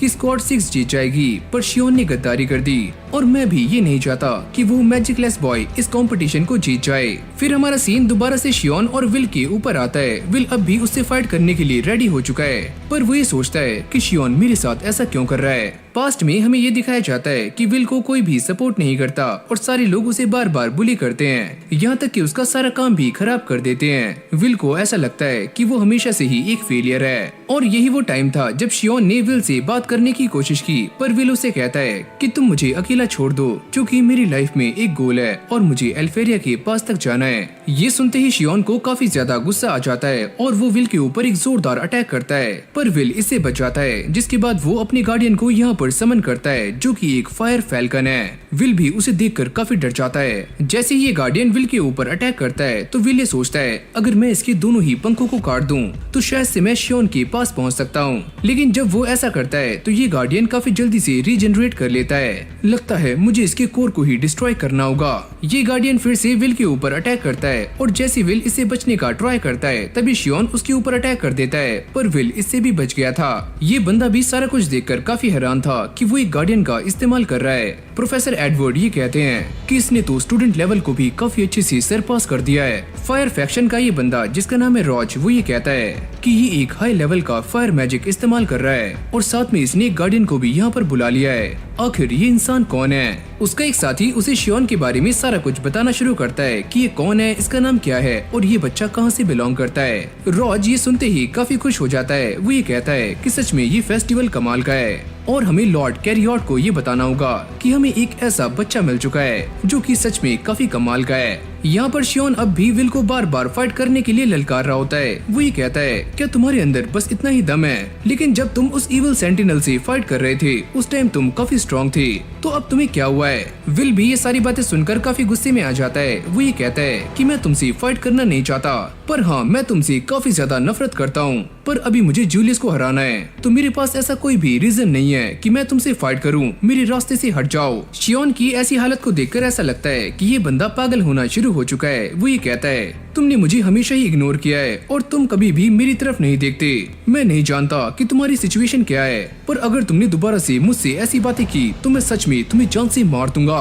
अगर तुम मेरे बारे में ऐसा ही सोचते हो तो चलो मुझे तुम्हारे साथ पूरी ताकत से फाइट करनी होगी। अगर तुम यही चाहते हो कि तुम मुझे एक्नॉलेज करोगे तो चलो आओ फाइट करते हैं। तो फाइनली तुमने मेरी तरफ देख ही लिया। जिसके बाद हम ये देखते हैं कि शियोन विल के ऊपर अपने फायर गार्डियन से अटैक करवाता है, पर विल ने इसके कोर को तोड़ दिया था। और जैसे ये दोनों एक दूसरे से टकराने वाले होते हैं तभी कॉलेट बीच में आ जाती है, जो कि इन दोनों को रोक लेती है। पर कॉलेट की हालत पहले ही काफी खराब हो चुकी है, यानी कि उसके काफी सारे कपड़े फट चुके हैं। और भाई ये नल्ला शियोन कॉलेट को देखकर उससे कहता है कि तुम एक रॉयल फैमिली की लड़की हो, क्या तुम्हें ऐसे कपड़े पहनना शोभा देता है कि तुम अपनी बॉडी को ऐसे एक्सपोज कर रही हो? अभी ओए नल्ली, ये सारा कुछ तुम्हारी वजह से हुआ है और तुम फाइट क्यों कर रहे थे? जिसके बाद वो विल से कहती है कि विल तुम आगे जाओ, तुम जूलियस के साथ फाइट कर सकती हो और यहाँ पर सारा कुछ मैं संभाल रही हूँ। शियोन उसे ऐसा करने से मना कर रहा होता है कि मैं तुम्हें ऐसा करने नहीं दूंगा और चाहे तुम ही क्यों ना हो, मैं तुम्हें अपने रास्ते में आने नहीं दूंगा। जैसे ही विल कॉलेट को जैकेट पहनाता है तो वो शर्मा जाती है और वो जाते हुए शियोन से कहता है कि हम दोनों कभी और फाइट करेंगे।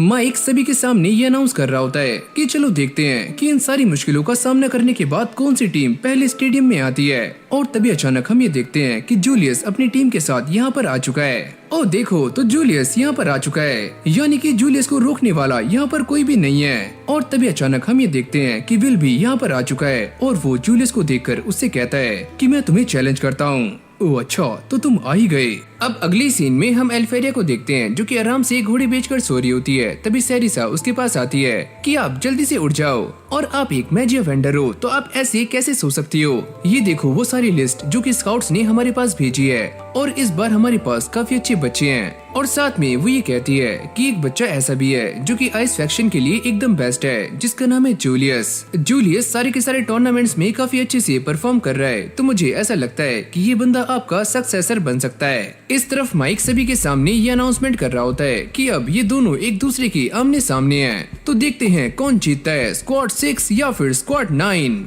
ओ विल, तो तुम सच में यहाँ पर आ चुके हो। मुझे तो ऐसा लगा था कि मैं ऐसे ही जीत जाऊंगा, पर बिना तुम्हारी बेइज्जती किए मुझे जीतने में कोई भी मजा नहीं आता। तो अच्छा हुआ कि तुम यहाँ पर आ गए। तुम्हें क्या लगता है कि तुम मुझे काफी आसानी से हरा दोगे? मैं तब तक हार नहीं मानूंगा जब तक तुम उन सभी से माफी नहीं मांग लेते। अरे ओए बच्चे, तुम मेरे सामने बस एक खिलौने हो और मैं तुम्हें बड़ी आराम से मसल सकता हूँ। और तभी अचानक हम ये देखते हैं कि जूलियस आसपास स्मोक कर देता है। विल ये सोचता है कि मेरे आसपास काफी सारी स्मोक है, पर फिर भी मैं इनकी मैजिक को सेंस कर पा रहा हूँ। लगता है ये सारे मूव कर रहे हैं और मुझे घेरने की कोशिश कर रहे हैं। जैसे ही जूलियस विल के ऊपर अटैक करता है तो वो इससे काफी आराम से बच जाता है और विल ये सोचता है अगर मैं एक जगह ही खड़ा रहा तो ये सारे मुझे काफी आराम से पकड़ सकते हैं, तो मुझे यहाँ से भागते रहना होगा। और वैसे भी मैं इन सभी के स्पेल को काफी आसानी से सेंस कर रहा हूँ। विल जैसे ही इन तीनों के हमलों से बचता हुआ जूलियस की तरफ बढ़ता है और तभी अचानक एक और अटैक उसकी तरफ आता है। विल इससे बच जाता है, पर वो ये सोचता है कि ये चौथा अटैक किसने किया। जूलियस विल को चिढ़ाते हुए उससे ये कहता है कि तुम्हें क्या हुआ, हम तो यहाँ से हिले भी नहीं है। और जैसे ही ये सारा धुआं यहाँ से छड़ता है तभी अचानक हम ये देखते हैं कि जूलियस के काफी सारे क्लोन यहाँ पर आ चुके हैं, जो कि धीरे धीरे विल की तरफ बढ़ रहे होते हैं। एक क्लोन विल के पास जाकर वहीं पर फट जाता है और विल बर्फ में कैद हो गया था। प्रोफेसर एडवर्ड ये देखकर कहते हैं शायद से ये वही स्पेल है। जिसके बाद हमें ये बताया जाता है कि जूलियस जिस स्पेल का इस्तेमाल कर रहा है वो एल्फेरिया ने बनाया था, यानी कि वो एक न्यू मैजिक है। विल भी ये सारा कुछ देखकर काफी हैरान हो जाता है, क्योंकि वो इस बात को जानता है कि ये कोई आम स्पेल नहीं है, ये एक ऐसा स्पेल है जिसे एल्फेरिया ने बनाया था। और वो जूलियस से ये पूछता है कि तुम इस स्पेल को इस्तेमाल कैसे कर सकते हो, क्योंकि मैं टैलेंटेड हूँ, तुम्हारी तरह मैजिक लेस नहीं हूँ मैं। जूलियस एक क्रीपी स्माइल करते हुए ये कहता है कि मैंने इस स्पेल को अपने आप ही सीख लिया।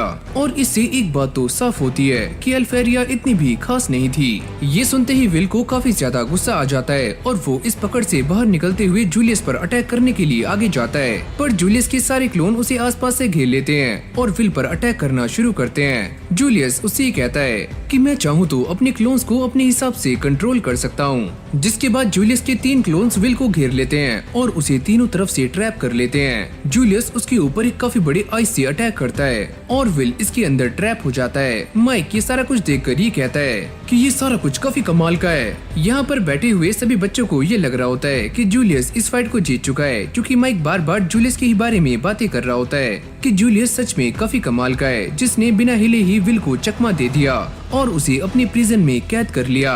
आइरिस भी ये सारा कुछ देख रही होती है और वो ये कहती है कि सच में जूलियस काफी चालाक है, पर रोस्टी उससे कहता है अगर सोचो ये इंसान यहाँ पर हार जाए तो ये कैसा लगेगा। अगले ही पल हम ये देखते हैं कि विल उसकी कैद से आजाद हो जाता है और ये देखकर जूलियस की फटनी शुरू हो जाती है कि ये सब कैसे हुआ। जूलियस के सारे साथी विल पर अटैक करने का ट्राई करते हैं, पर विल काफी फुर्ती से इन सभी को बेहोश कर देता है और वो जूलियस से ये कहता है अभी भी तुम्हारा स्पेल परफेक्ट नहीं है। अब ये सारे के सारे क्लोन्स अपने आप ही ढहने शुरू हो जाते हैं। विल ये कहता है कि मैं इस बात को काफी अच्छे से जानता हूँ कि तुम अपने दोस्तों के सहारे इन क्लोन्स को कंट्रोल कर रहे थे और अब तुम्हारे दोस्त बेहोश हो चुके हैं और तुम्हारे पास ये जो स्पेल है वो भी तुम्हारा नहीं है। फिर हमें दोबारा से एल्फेरिया को दिखाया जाता है जो कि अब भी जूलियस के बारे में ही बातें कर रही होती है। वो ये कहती है अगर रिपोर्ट्स के हिसाब से जूलियस इतना अच्छा है तो शायद से वो मेरा सक्सेसर बन सकता है, लेकिन मुझे अभी कोई सक्सेसर नहीं चाहिए, मुझे एक स्वॉर्ड चाहिए। विल की सारी बातें सुनने के बाद जूलियस को काफी गुस्सा आ रहा होता है और वो विल के ऊपर अटैक कर देता है। जूलियस ने दोबारा से अपने काफी सारे क्लोन्स बना लिए हैं और वो दोबारा से विल पर अटैक करना शुरू करता है, लेकिन विल इस बार उसके सारे ही अटैक से काफी आराम से बच रहा होता है। जूलियस ये सोचता है कि भले ही मैंने इस स्पेल को अभी भी मास्टर नहीं किया है, पर मेरे पास एक एडवांटेज है। यहाँ पर जूलियस इस बारे में बात कर रहा होता है कि उसके सारे क्लोन्स उसी की तरह दिखते हैं, तो विल के लिए ये पहचानना काफी मुश्किल होगा कि असली जूलियस कौन सा है। पर तभी अचानक हम ये देखते हैं कि विल असली जूलियस के पास पहुँच जाता है और जैसे वो उसके ऊपर अटैक करता है तो जूलियस अपने आप को बचाने के लिए एक वॉल का इस्तेमाल करता है। विल का अटैक इस वॉल के आर पार हो जाता है और जूलियस पीछे हट जाता है। जूलियस उससे कहता है पर तुमने मुझे ढूंढा कैसे? विल उसे सारा कुछ काफी अच्छे से एक्सप्लेन करता है कि तुम्हारी बॉडी का टेम्परेचर इन क्लोन से काफी अलग था और तुम्हें पहचानना इतना भी मुश्किल नहीं है क्योंकि अभी भी तुमने इस स्पेल को अच्छे से मास्टर नहीं किया है। जूलियस जिसकी ऑलरेडी ही काफी ज्यादा फटी हुई है वो विल से ये कहता है पर तुम इस स्पेल के बारे में मुझसे ज्यादा कैसे जानते हो? विल उससे कहता है क्योंकि मैं और एल्फेरिया दोनों ही बचपन के दोस्त हैं और हम एक दूसरे को बचपन से ही जानते हैं, तो इसलिए मैं एल्फेरिया के इस मैजिक को भी काफी अच्छे से जानता हूँ और ये मैजिक मुझे काफी पसंद है और मैंने इसके बारे में सारा कुछ पढ़ा हुआ है। एल्फेरिया भी इस टावर के ऊपर खड़ी हुई है जिसे इन सारी बातों का एहसास है। जूलियस विल से ये कहता है पर ये तो मैजिया वेंडर का एक सीक्रेट है, पर तुम इसके बारे में कैसे जानते हो? जूलियस काफी गुस्से में आकर दोबारा से विल के ऊपर अटैक करता है, पर विल ने इस बार भी उसके इस अटैक को काट दिया था और वो ये कहता है कि मैं तुम्हें एक बात बता दूं कि जब एल्फेरिया ने ये स्पेल बनाया था वो बस 2 साल की थी, तो इसीलिए ये स्पेल परफेक्ट नहीं है और कोई भी इस स्पेल को यूज कर सकता है। मुझे तो ऐसा लगा था कि मैंने इस स्पेल को सीख लिया है तो मैं सबसे ऊपर हूँ, लेकिन ये सारा कुछ गलत था। यहाँ पर बैठे हुए सभी लोग जूलियस के ऊपर हंसना शुरू कर देते हैं और विल भी उसे समझाने का ट्राई कर रहा होता है कि वो एक नंबर का बेवकूफ है। जूलियस को इस बात से काफी ज्यादा गुस्सा आ जाता है, तुम बस चुप रहो, और वो अपने काफी सारे क्लोन्स को यहाँ पर बना लेता है। तुम्हें क्या लगा कि मैं बस 2 या फिर 3 ही क्लोन्स बना सकता हूँ? क्या हुआ अगर मैं इन्हें सही से कंट्रोल नहीं कर सकता?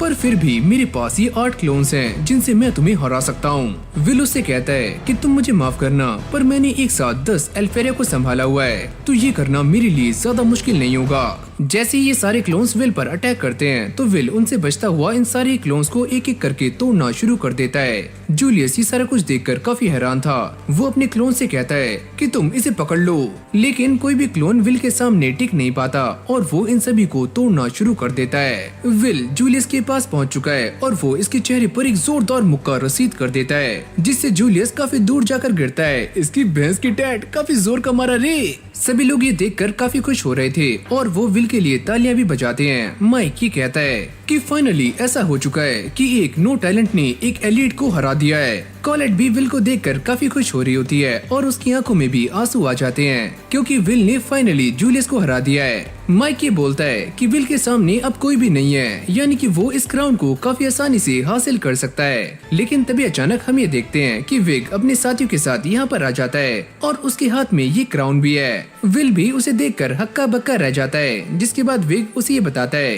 कि जब तुम दोनों आपस में फाइट कर रहे थे तो मैंने इसी चीज का फायदा उठाया और इस क्राउन को अपने नाम कर लिया। और इसी के साथ ये टूर्नामेंट यहीं पर एंड हो जाता है, जहाँ पर विल इसको जीतने वाला था। वहीं विग ने आकर सारा मामला चेंज कर दिया और सभी लोग ये सारा कुछ देखकर काफी हैरान थे कि कहानी में एंड टाइम पर ट्विस्ट आ गया। जिसके बाद यहाँ पर फायरवर्क्स होने शुरू हो जाते हैं, यानी इस टूर्नामेंट का फाइनली विजेता मिल चुका है जिसका नाम है विग्नेल। सेरिसा को भी इस बात का अंदाजा हो चुका है कि फाइनली ये टूर्नामेंट एंड हो चुका है। एल्फेरिया उससे कहती है, क्या तुम्हारे पास कोई ऐसा मैजिक स्पेल है जिससे हम पास्ट में जा सकते हैं या फिर सभी की मेमोरीज को इरेज कर सकते हैं? शायद से फॉरबिडन स्पेल में ऐसा हो सकता है, पर मैं वो आपको यूज करने नहीं दूंगी। शियोन भी इस बात से काफी हैरान है और वो ये कहता है कि फाइनली इस फ्लंकी ने जूलियस को भी हरा दिया, पर एक दिन इसका सामना मुझसे होगा और मैं इसे हरा दूंगा। कॉलेट भागते हुए विल के पास आती है और विल उससे कहता है, मुझे माफ करना कि वो क्राउन मुझे नहीं मिला, वो क्राउन वो ले गए हैं, पर मैंने अपने प्रॉमिस को याद रखा और मैंने उसे पूरा भी कर दिया।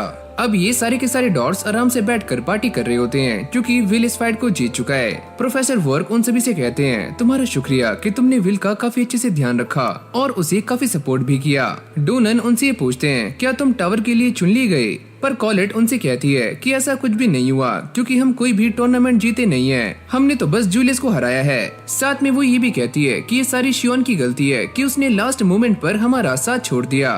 रोस्टी उनसे पूछता है, पर तुम्हारा तीसरा साथी कहाँ पर है? मैंने उसे आने के लिए इनवाइट भी किया था पर उसने मना कर दिया। कॉलेट ये कहती है कि जूलियस को वही मिला जो वो डिजर्व किया करता था और क्या हम यहाँ पर पार्टी कर रहे हैं ये कोई गलत बात है? प्रोफेसर वर्क उससे ही कहते हैं कि मैंने तुम्हें पहले भी रोका नहीं था और न ही मैं तुम्हें अब रोकूंगा, और वैसे भी विल ने टूर्नामेंट के अंदर पार्टिसिपेट कर लिया है और सभी लोग ये जान चुके हैं कि वो क्या क्या कर सकता है, तो अब बस देखना ये है कि वो कल से सारी चीजों को कैसे हैंडल करेगा।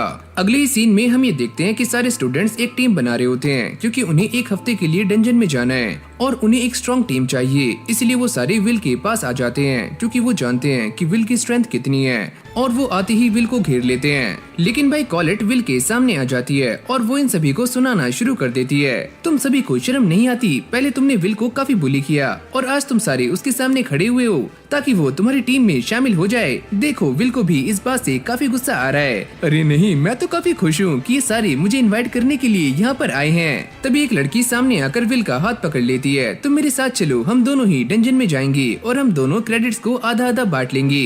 लेकिन भाई कॉलेट उसका हाथ झटक कर पीछे कर देती है, कल ये मेरे साथ शॉपिंग पर जा रहा है तो तुम इससे दूर रहो, ये फ्री नहीं है। कॉलेट अपने रूम में आकर काफी जोर जोर से चिल्लाती है, उसे ऐसा लगता है कि सभी लोगों को ऐसा लग रहा होगा कि ये दोनों कल डेट पर जा रहे हैं। उसकी रूममेट जिसका नाम है रोज वो यहाँ पर आती है, मैंने ऐसा सुना है कि तुम और विल कल डेट पर जा रहे हो। अरे नहीं, ऐसा कुछ भी नहीं है, वैसे अगर तुम जा भी रही हो तो तुम्हें कुछ क्यूट पहनना चाहिए ताकि झूठ भी सच लगे।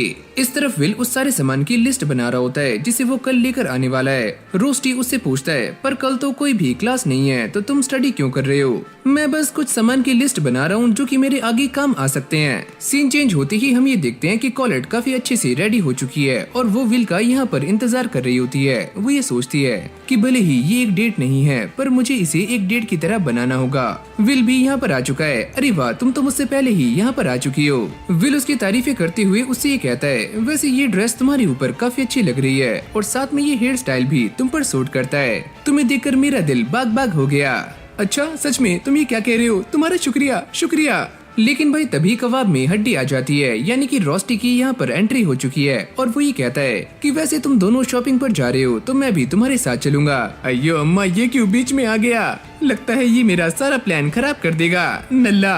अब भाई रोस्टी पूरी की पूरी शॉपिंग में विल के साथ होता है। कॉलेट ये देखकर उसके ऊपर काफी गुस्सा करती है, क्या वो सच में तुम्हारा एक रूममेट है? उसका चेहरा काफी अच्छा है, कहीं वो ही या फिर शी तो नहीं है? अरे नहीं नहीं, ऐसी कोई भी बात नहीं है, रोस्टी तो बस मेरा रूममेट है और वो मेरा बस काफी ज्यादा ख्याल रखता है और कुछ भी नहीं। रोस्टी इन दोनों के लिए ड्रिंक्स लेकर यहाँ पर आता है, लेकिन वो अपने लिए ड्रिंक लेकर नहीं आता। रोस्टी ये कहता है कि मैं तो विल के साथ शेयर कर लूंगा, पर कॉलेट उसे कहती है कि तुम मेरे साथ शेयर कर सकते हो और विल तुम्हें कुछ काम था ना, तुम अकेले ही वहाँ जा सकते हो। विल के यहाँ से जाते ही रोस्टी कॉलेट से कहता है कि मैं तुम्हें ये बात बता दूं कि मैं विल को तुमसे भी ज्यादा प्यार करता हूँ और तुम मेरे सामने कुछ भी नहीं हो। कॉलेट उसके ऊपर काफी गुस्सा करती है, अबे ओए नल्ली, मुझसे दूर रहो, मैं विल को तुमसे भी ज्यादा प्यार करती हूँ। क्या तुम कभी उसके साथ नहाई हो? नहीं, ऐसा कुछ भी नहीं हुआ है। तो देखा, मैं उसे तुमसे ज्यादा प्यार करता हूँ और वो मेरी काफी क्लोज है। रास्ते में जाते हुए विल को लियाना मिलती है और वो इसे देखकर ये सोचता है कि ये तो एकदम परफेक्ट है और इसके पास तो क्रेडिट्स भी काफी सारे हैं, ये हमेशा ही अपने स्कोर को ब्रेक कर देती है, लेकिन मैं इससे काफी अपोजिट हूँ। जिसके बाद ये विल को लेकर एक कॉफी शॉप में आ जाती है जहाँ पर शियोन और जूलियस भी बैठे हुए होते हैं और वो इससे कहती है कि हमारी इस अकेडमी का लास्ट ईयर पास आ चुका है, तो मैं ये चाहती हूँ कि हम सारे मिलकर एक टीम बनाएं। वैसे ये फ्लंकी यहाँ पर क्या कर रहा है? क्या तुम ये चाहती हो कि मैं इसे फ्रीज कर दूं? अरे यार, ये दोनों ही मुझसे काफी ज्यादा नफरत करते हैं। और ये यहाँ पर क्या कर रहे हैं? शियोन को विल के ऊपर काफी गुस्सा आ रहा होता है और वो इसका कॉलर पकड़ लेता है, लेकिन तभी विग अपनी मैजिक का इस्तेमाल करता है जो कि एक इल्यूजन मैजिक होता है। विल ये देखकर काफी शॉक था कि ऐसा मैजिक तो बस एक एल्फ कर सकते हैं। चलो एक काम करते हैं, पहले लियाना से ये जानते हैं कि वो ये सारा कुछ क्यों कर रही है। लियाना उन सभी को ये एक्सप्लेन करती है कि ऑल स्टूडेंट प्रैक्टिस स्टार्ट हो चुका है, तो मैं ये चाहती हूँ कि हमारे पास एक स्ट्रॉन्ग टीम हो और विल के पास कुछ ऐसा है जो कि हम सब में किसी के भी पास नहीं है, और ये चीज डंजन में हमारे काफी ज्यादा काम आ सकती है। जूलियस और शियोन उसके साथ टीम बनाने के लिए मना कर रहे होते हैं, पर विग ये कहता है कि मुझे तो ऐसा लगता है कि इसने तुम्हें हरा दिया है और इसलिए तुम इससे जेलस हो। वैसे भी इसके पास कुछ ऐसी स्ट्रेंथ है जिससे इसने अपनी स्वॉर्ड से तुम्हारी वॉन्ड को भी हरा दिया है, तो तुम्हें इसे कमजोर नहीं समझना चाहिए। लियाना इन सभी से ये कह रही होती है कि उसे इन सभी का साथ चाहिए ताकि वो टावर के और भी ऊपर जा सके। विल उससे पूछता है, क्या तुम्हें किसी भी फैक्शन ने नहीं चुना? नहीं, ऐसा नहीं है। वैसे मुझे थंडर फैक्शन ने चुन लिया है, तो तुम्हारे पास एक काफी अच्छी अपॉर्चुनिटी है कि तुम आगे जाने के बाद आराम से टावर पर जा सकती हो। मेरा सपना सिर्फ टावर पर जाने का नहीं है, मुझे एक मैजिया वेंडर बनना है। अगर ये चीज मेरे सपने को पूरा करती है तो मैं इसे करने के लिए रेडी हूँ। और मैं ये भी जानती हूँ कि तुम सभी का सपना भी यही है कि तुम मैजिया वेंडर बनना चाहते हो। विग भी इस बात से अग्री करता है। वो ये कहता है कि मुझे तो ऐसा लगता है कि ये टीम काफी अच्छी रिजल्ट देने वाली है, तो मैं इस चीज के लिए रेडी हूँ। और बाकी ये दोनों भी इस चीज के लिए मान जाते हैं। इस तरफ प्रोफेसर वर्क इन सभी को ये बता रहे होते हैं कि ऑल स्टूडेंट प्रैक्टिस 10 दिनों में स्टार्ट होने वाली है और इसमें 7 से लेकर 10 तक जो फ्लोर्स अभी तक बंद थे वो सारे भी खुलने वाले हैं। और साथ में वो ये कहते हैं कि स्टूडेंट प्रैक्टिस एक ऐसी अपॉर्चुनिटी है जिसमें बच्चे 1000 से भी ज्यादा क्रेडिट्स को हासिल कर सकते हैं। अगर आप सभी फ्लोर कीपर्स को हरा देते हो तो आपको काफी सारे क्रेडिट्स मिल जाएंगी, और जिसके पास क्रेडिट्स पहले से ही काफी कम है वो इससे अपने चांसेस को काफी ज्यादा बढ़ा सकता है। ये उसके लिए एक काफी अच्छी अपॉर्चुनिटी है। प्रोफेसर एडवर्ड इन सभी को इस बात के लिए वार्न करते हैं कि वहाँ पर जाना बिल्कुल भी आसान नहीं है, क्योंकि मॉन्स्टर्स तुम्हें खा सकते हैं। पिछले साल भी ऐसा ही हुआ था कि 4 स्टूडेंट्स मारे गए थे, तो इसलिए प्रोफेसर्स भी वहीं पर रहते हैं, यानी कि उस डंजन में। अब ये सारे डंजन में आ चुके हैं जहाँ पर एकेडमी ने 6th फ्लोर पर अपना बेस कैंप एस्टेब्लिश किया होता है। विल कॉलेट को देखकर उसे पूछता है, पर मैंने तो तुम्हें यहाँ पर इनवाइट नहीं किया। वैसे भी तुमने मेरे लिए काफी सारे मैजिकल इक्विपमेंट्स बनाए हैं जो कि मेरे काफी ज्यादा काम आएंगे। तुम्हारा शुक्रिया रोस्टी। प्रोफेसर एडवर्ड इन सभी को पहले ही इस बात के लिए वार्न कर देते हैं, अगर तुम सभी को ऐसा लगता है कि तुम ये नहीं कर सकते तो हमने हर फ्लोर पर बेस कैंप बनाए हैं, तो तुम उस बेस कैंप में आ सकते हो। लेकिन यही हम पास में कुछ और मिस्टीरियस बंदों को देखते हैं। वो ये कहते हैं कि उसने हमसे कहा था कि हमें ये चीज यहाँ पर काफी शांति से लेकर आनी है, पर हमारे यहाँ पर आने की टाइमिंग और इन बच्चों के आने की टाइमिंग दोनों सेम है, तो हमें ऐसा लगता है कि हमें इन सारे बच्चों को जान से मारना होगा। इस तरफ एक बंदा कैडियोट को आकर ये बताता है कि ऑल स्टूडेंट प्रैक्टिस स्टार्ट हो चुका है, यानी कि सारे के सारे बच्चे डंजन में जा चुके हैं। लेकिन भाई कैडियोट को इस बात से कोई भी फर्क नहीं पड़ता, क्योंकि वो अब भी स्काई बैरियर के बारे में सोच रहा होता है, जिसे दोबारा से रिस्टोर करने का टाइम आ चुका है। जब तक ये बैरियर सही से कंप्लीट नहीं होता तब तक किसी बड़ी मुसीबत का आना हमारे लिए काफी खतरनाक हो सकता है। डंजन में हम ये देखते हैं कि ये सारे बच्चे काफी फुर्ती से आगे बढ़ रहे होते हैं। विग अपने एयर मैजिक का इस्तेमाल करते हुए अपनी टीम को बाकी सभी से काफी आगे ले जाता है, ताकि वो आगे जाने के बाद ज्यादा मॉन्स्टर्स को हंट कर पाएं और इससे उन्हें ज्यादा क्रेडिट्स मिल जाएंगी। अब आगे जाते हुए उन सभी के सामने काफी सारे मॉन्स्टर्स आने शुरू हो जाते हैं और ये सारे उनसे फाइट करने के लिए रेडी हो चुके हैं। लेकिन तभी हमें लियाना की एबिलिटीज के बारे में बताया जाता है, जो कि एक काफी रॉयल फैमिली से बिलोंग करती है और वो लाइट मैजिक का इस्तेमाल कर सकती है। लियाना की फैमिली की एक खासियत है कि वो सारे क्लोज कॉम्बैट में काफी अच्छे होते हैं और वो अपने लाइट मैजिक का इस्तेमाल करके काफी सारे वेपन्स बना सकते हैं और उससे ही फाइट करते हैं। और ये अपने इस स्पेल को एनहेंसमेंट मैजिक के रूप में भी इस्तेमाल कर सकती है, जिससे उसकी स्पीड पहले से काफी गुना बढ़ जाती है। इस पार्टी के जो बाकी मेंबर्स होते हैं वो अपने सर्च मैजिक का इस्तेमाल करके बहुत सारे मॉन्स्टर्स को ठिकाने लगा रहे होते हैं, पर विल के पास कोई भी मैजिक नहीं है, तो उसे मॉन्स्टर्स को ढूंढने में थोड़ी दिक्कत आ रही होती है, यानी कि वो इन सभी से पीछे है। ये सारे के सारे टीममेट्स अपने मैजिक का इस्तेमाल करते हुए एक अटैक में काफी सारे मॉन्स्टर्स को जान से मार रहे होते हैं, पर विल के पास कोई भी मैजिक नहीं है, तो वो बस एक ही अटैक में सिर्फ एक ही मॉन्स्टर को जान से मार पाता है। विग भी ये सारा कुछ देखकर उससे कहता है, लगता है तुम हमारी टीम के ऊपर बोझ बनते जा रहे हो और जो भी लोग तुम्हारे बारे में जो कुछ कहते थे लगता है वो सारा कुछ सही है। जूलियस भी उसकी बातों पर अग्री करते हुए ये कहता है कि जो इंसान सर्च मैजिक का इस्तेमाल नहीं कर सकता वो डंजन में किसी भी काम का नहीं है। पर लियाना अब भी विल के ऊपर भरोसा कर रही होती है क्योंकि उसे ऐसा लगता है कि जब उनका सामना एक काफी खतरनाक मॉन्स्टर से होगा तब विल उनके काम आ सकता है। जो भी बच्चे अपनी वॉन्ड का इस्तेमाल करते हुए सामने वाले मॉन्स्टर को जान से मारते हैं तो उनकी स्पिरिट उनकी वॉन्ड में आ जाती है जिससे उन्हें क्रेडिट्स मिल जाते हैं। पर विल के पास कोई भी मैजिकल वॉन्ड नहीं है तो उसे इन मॉन्स्टर्स के पार्ट्स को कलेक्ट करना पड़ता है ताकि उसे बाद में क्रेडिट्स मिल पाए। पूरे दिन इस डंजन को एक्सप्लोर करने के बाद ये सारे डिसाइड करते हैं कि वो सारे बैठकर आराम करेंगे। विग अपने इल्यूजन मैजिक का इस्तेमाल करता है और उनके चारों तरफ एक फायर वॉल बना देता है ताकि कोई भी मॉन्स्टर यहाँ पर ना आ पाए। जैसे विल इन सभी को खाना ऑफर करता है तो विग इसे लेने से साफ इनकार कर देता है। वो ये कहता है कि मेरी रेस काफी ऊंची है और तुम मुझसे काफी नीचे हो। मैं सिर्फ एक इंसान की इज्जत करता हूँ और वो है लियाना, तो तुम मुझसे दूर रहो। जिसके बाद हमें इन एल्फ्स के बारे में बताया जाता है जो कि दूसरी दुनिया से यहाँ पर आए होते हैं और ये इंसानों के मुकाबले काफी ज्यादा पावरफुल होते हैं और ये उसी इंसान की इज्जत करते हैं जो कि इनसे भी स्ट्रांग हो। और साथ में ये बात भी रिवील होती है कि जो मैजिवेंडर एल्फ है वो भी कोई मामूली एल्फ नहीं है, वो भी एक क्वीन है। लियाना इन सभी को अपने प्लान के बारे में बताना शुरू करती है कि इन सभी को इस डंजन के 10th फ्लोर तक जाना है और वहाँ जाकर उस मॉन्स्टर को जान से मारना है जिससे इन्हें 110 पॉइंट्स मिल जाएंगे। लियाना का ये भी मानना था कि अगर ये सारे अपनी पावर्स को सही तरीके से इस्तेमाल करते हैं तो ये काफी आसानी से उस मॉन्स्टर को जान से मार सकते हैं। लेकिन विल अपने आप से काफी ज्यादा डिसअपॉइंट होता है क्योंकि उसने अभी तक सिर्फ एक ही मॉन्स्टर को जान से मारा है। फिर हमें दोबारा से उन्हीं अननोन बंदों को दिखाया जाता है जिनका प्लान कुछ और ही है और वो यहाँ पर काफी सारे स्टूडेंट्स को जान से मार रहे होते हैं। इससे एक बात तो साफ हो जाती है कि पक्का इस डंजन में कुछ न कुछ काफी खतरनाक होने वाला है। विल और उसकी टीम फाइनली 10th फ्लोर तक आ चुकी है पर ये सारे इस बात को लेकर काफी ज्यादा शॉक्ड हो जाते हैं कि उनके सामने काफी सारे मॉन्स्टर्स हैं जो कि ऑलरेडी ही मारे जा चुके हैं। विल भी ये देखकर काफी हैरान था कि ये सारे मॉन्स्टर्स मारे तो जा चुके हैं पर किसी ने भी इनके क्रेडिट्स को हासिल नहीं किया है। विल के अलावा ये सारे लोग इस बात को इग्नोर कर रहे होते हैं और उन्हें इस बात से 1 घंटा फर्क नहीं पड़ता कि यहाँ पर क्या हुआ है। लेकिन वो सारे इस बात को देखकर काफी शॉक्ड हो जाते हैं कि 10th फ्लोर के मॉन्स्टर को पहले ही किसी ने मार दिया है। लेकिन ये मॉन्स्टर अभी ही मारा गया है तो इसे मारने वाला आसपास ही होगा। जिसके बाद ये सारे अपने सर्च मैजिक का इस्तेमाल करते हैं ताकि उसे ढूंढ पाएं। पर तभी एक बात सामने आती है कि सर्च मैजिक हर चीज पर काम नहीं करता। अगर किसी चीज पर लॉक लगाया गया हो या फिर उसे सील किया गया हो तो सर्च मैजिक उसे ढूंढ नहीं पाता। और कई सारे मॉन्स्टर्स ऐसे भी होते हैं जिनके ऊपर ये मैजिक डायरेक्टली काम नहीं करता।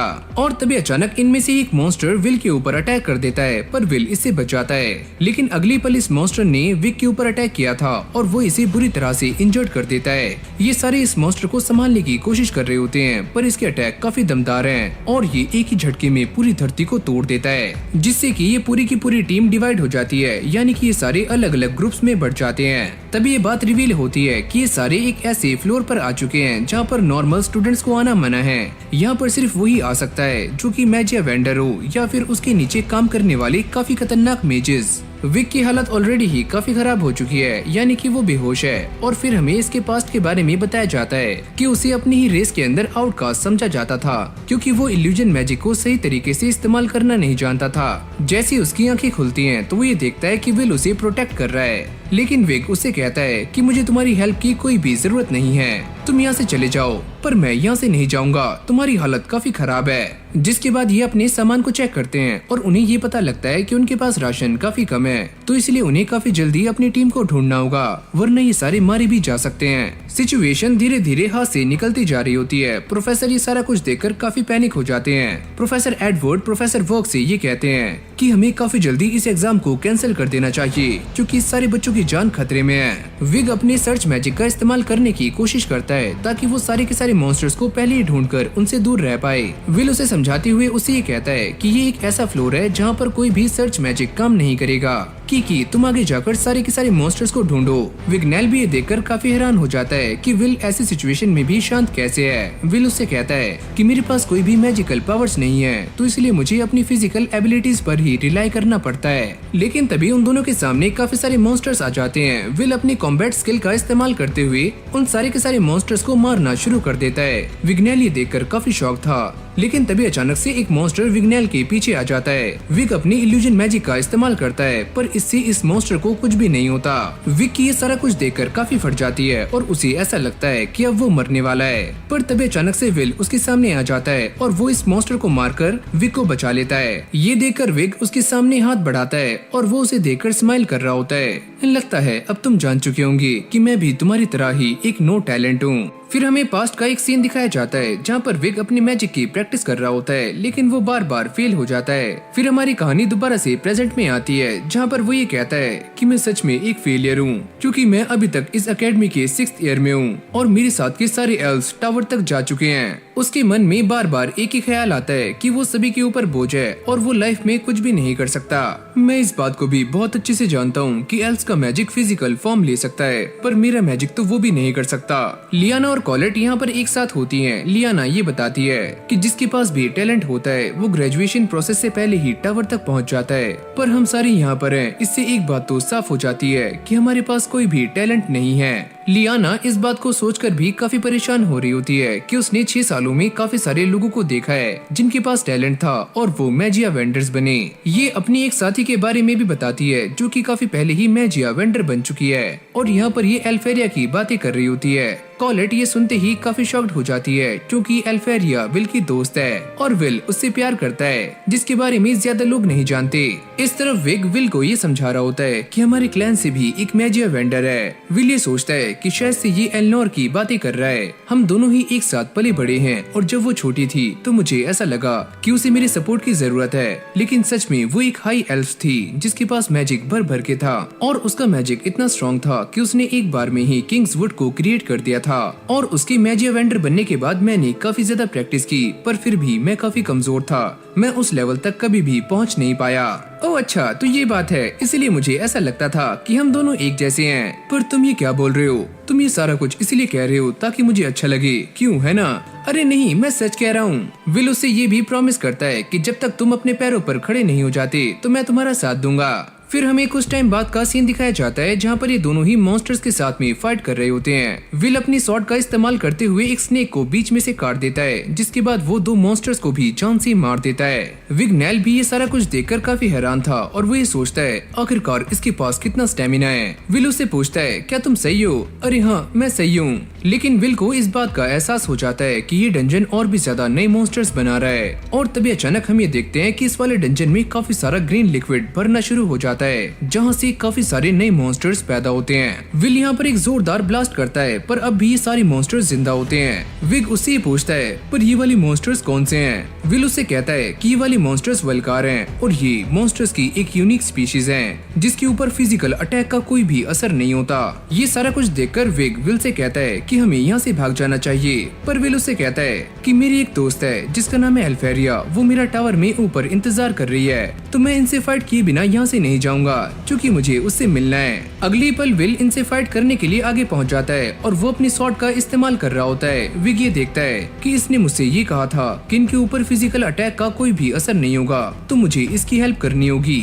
विग अपने इल्यूजन मैजिक से विल की हेल्प करने की कोशिश करता है, पर इस बार भी उसका मैजिक काम नहीं करता और वो ये सोचता है कि मुझे ऐसा लगा ही था कि मेरा मैजिक काम नहीं करेगा, मैं सच में एक फेलियर हूँ, मुझसे कुछ नहीं होने वाला। ये सारे के सारे मॉन्स्टर्स विल के ऊपर एक के बाद एक अटैक कर रहे होते हैं और विल इनसे बचने की कोशिश कर रहा होता है। विग को ये सारा कुछ देखकर काफी गुस्सा आता है और वो दोबारा से अपने इल्यूजन मैजिक का इस्तेमाल करता है और इस बार उसका ये मैजिक काम कर जाता है, जिससे ये सारे के सारे मॉन्स्टर्स हारने शुरू हो जाते हैं। फाइनली विग्नेल, तुमने ये कर दिखाया, और वो इसके सामने झुक जाता है। मैं अपनी रूडनेस के लिए तुमसे माफी मांगता हूँ विल, मुझे माफ कर देना। जिसके बाद ये दोनों आगे जाना शुरू करते हैं क्योंकि ये मॉन्स्टर मारा जा चुका है। विल ये बताता है कि मेरे पास की है और वो किसी की भी स्मेल को काफी आसानी से पहचान सकती है, तो चलो आगे चलते हैं। सीन चेंज होते ही हमें शियोन और जूलियस को दिखाया जाता है जिन्होंने काफी सारे मॉन्स्टर्स को मौत के घाट उतार दिया होता है। शियोन ये कहता है कि इस जगह पर पानी हमारे लिए काफी इम्पोर्टेंट है, तो हमें उसका सही से इस्तेमाल करना चाहिए। लेकिन भाई सच में ये दोनों नल्ले हैं क्योंकि ये बार बार एक दूसरे के साथ फाइट कर रहे होते हैं। अबे ओए बताऊं तुझे,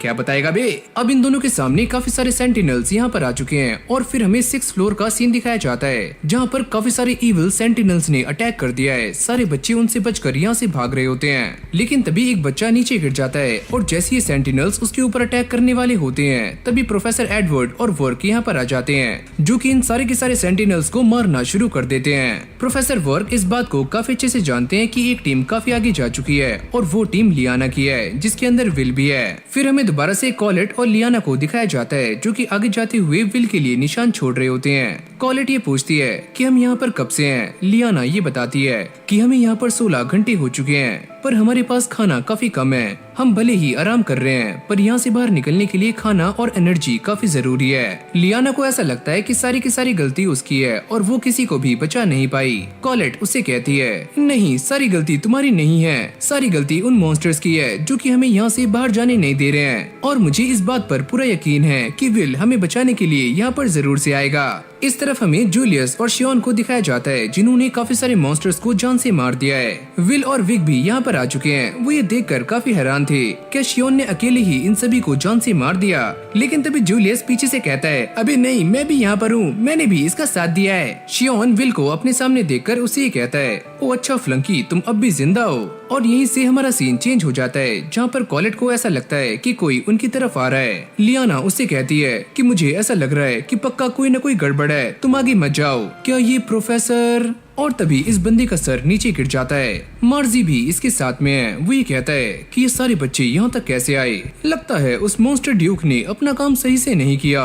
लियाना और कॉलेट इन दोनों को यहाँ पर देखकर काफी शॉक्ड हो जाती हैं और उन्हें इस बात का अंदाजा हो चुका है कि ये दोनों ही अच्छे लोग नहीं हैं। हेडलेस उनसे ये कहता है चलो अच्छा हुआ कि तुम्हें इस बात का पता लग गया कि हम सारे बुरे लोग हैं और हम बस उस फेक स्काई को खत्म करना चाहते हैं जो कि तुम्हारे सर के ऊपर है। लियाना और कॉलेट ये सुनते ही काफी हैरान हो जाती हैं और वो ये सोचती हैं कि अगर ऐसा हो गया तो पूरी दुनिया में अंधेरा छा जाएगा। हेडलेस उनसे कहता है जब तुम दोनों यहाँ पर आ ही चुकी हो तो तुम्हें इस बात से कोई भी एतराज नहीं होगा अगर मैं तुम्हारे सर ले लूं। ये बोलते ही हेडलेस उन दोनों के ऊपर अटैक कर देता है लेकिन तभी अचानक से विल यहाँ पर आ जाता है जो कि उसके अटैक को काट देता है। मुझे माफ करना कि हम थोड़ा लेट हो गए पर हम यहाँ पर आ ही गए। कॉलेट और लियाना इन सभी को यहाँ पर देखकर काफी खुश हो जाती हैं पर शियोन ही कहता है अरे हाँ वो सब तो सही है पर ये इंसान कौन है जिसका सर भी नहीं है? अबे है कौन तू?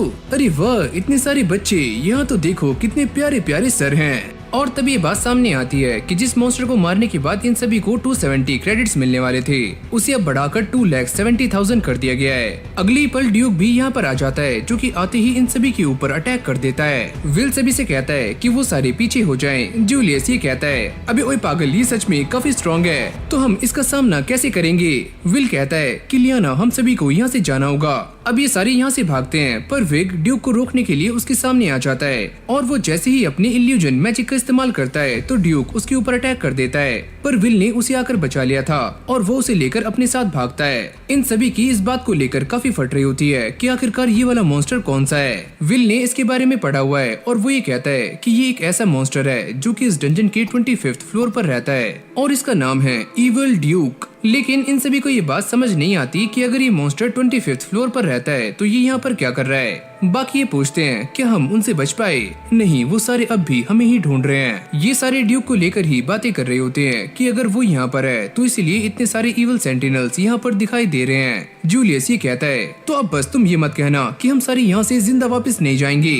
लियाना ये सोचती है कि हम सारे पहले से काफी वीक हो चुके हैं और हमारे मन में ये डर भी है कि हम यहाँ से जिंदा वापस जाएंगे या फिर नहीं, तो अब हमें क्या करना चाहिए। विल उनसे कहता है तो चलो फिर फाइट करते हैं, हमारे पास लड़ने के अलावा कोई और चॉइस नहीं है। कॉलेट इन सभी को ये आइडिया देती है कि अगर हम किसी तरह से यहाँ पर भगदड़ मचा दें तो अकेडमी को ये पता लग जाएगा कि हम कौन से फ्लोर पर हैं और कहाँ पर हैं। जूलियस की काफी फट चुकी है और वो ये कहता है कि अगर हम उसके साथ फाइट करने गए तो वो हमें जान से मार देगा। विल कहता है मेरे पास एक प्लान है पर मैं तुम सभी को फोर्स नहीं करूंगा कि तुम उस प्लान को फॉलो करो। लेकिन ये सारे ही विल की बातों पर भरोसा कर रहे होते हैं क्योंकि उन्हें ये पता है कि विल से ज्यादा डंजन के बारे में कोई भी नहीं जानता। विक कहता है कि मैंने भी विल को अपने आप को टच करने दिया है तो तुम्हें एक एल्फ के दोस्त पर भरोसा होना चाहिए। लियाना को अपनी गलती का एहसास होता है और वो ये कहती है कि विल तुम कोई शील्ड नहीं हो, तुम एक लीडर हो और हम में से अकेले तुम ही हो जिसको अभी तक कोई भी निराशा नहीं हुई है। तुम सच में कमाल के हो। विल ये कहता है तो चलो फिर एक साथ मिलकर हम सारे यहाँ से बाहर निकलते हैं। पर जूलियस की अब भी काफी ज्यादा फट रही होती है। क्या तुम सारे पागल हो गए हो? तुम इस बंदे पर विश्वास कर रहे हो जो कि नो टैलेंट है? मुझे तो लगता है ये पक्का हमें मरवा देगा।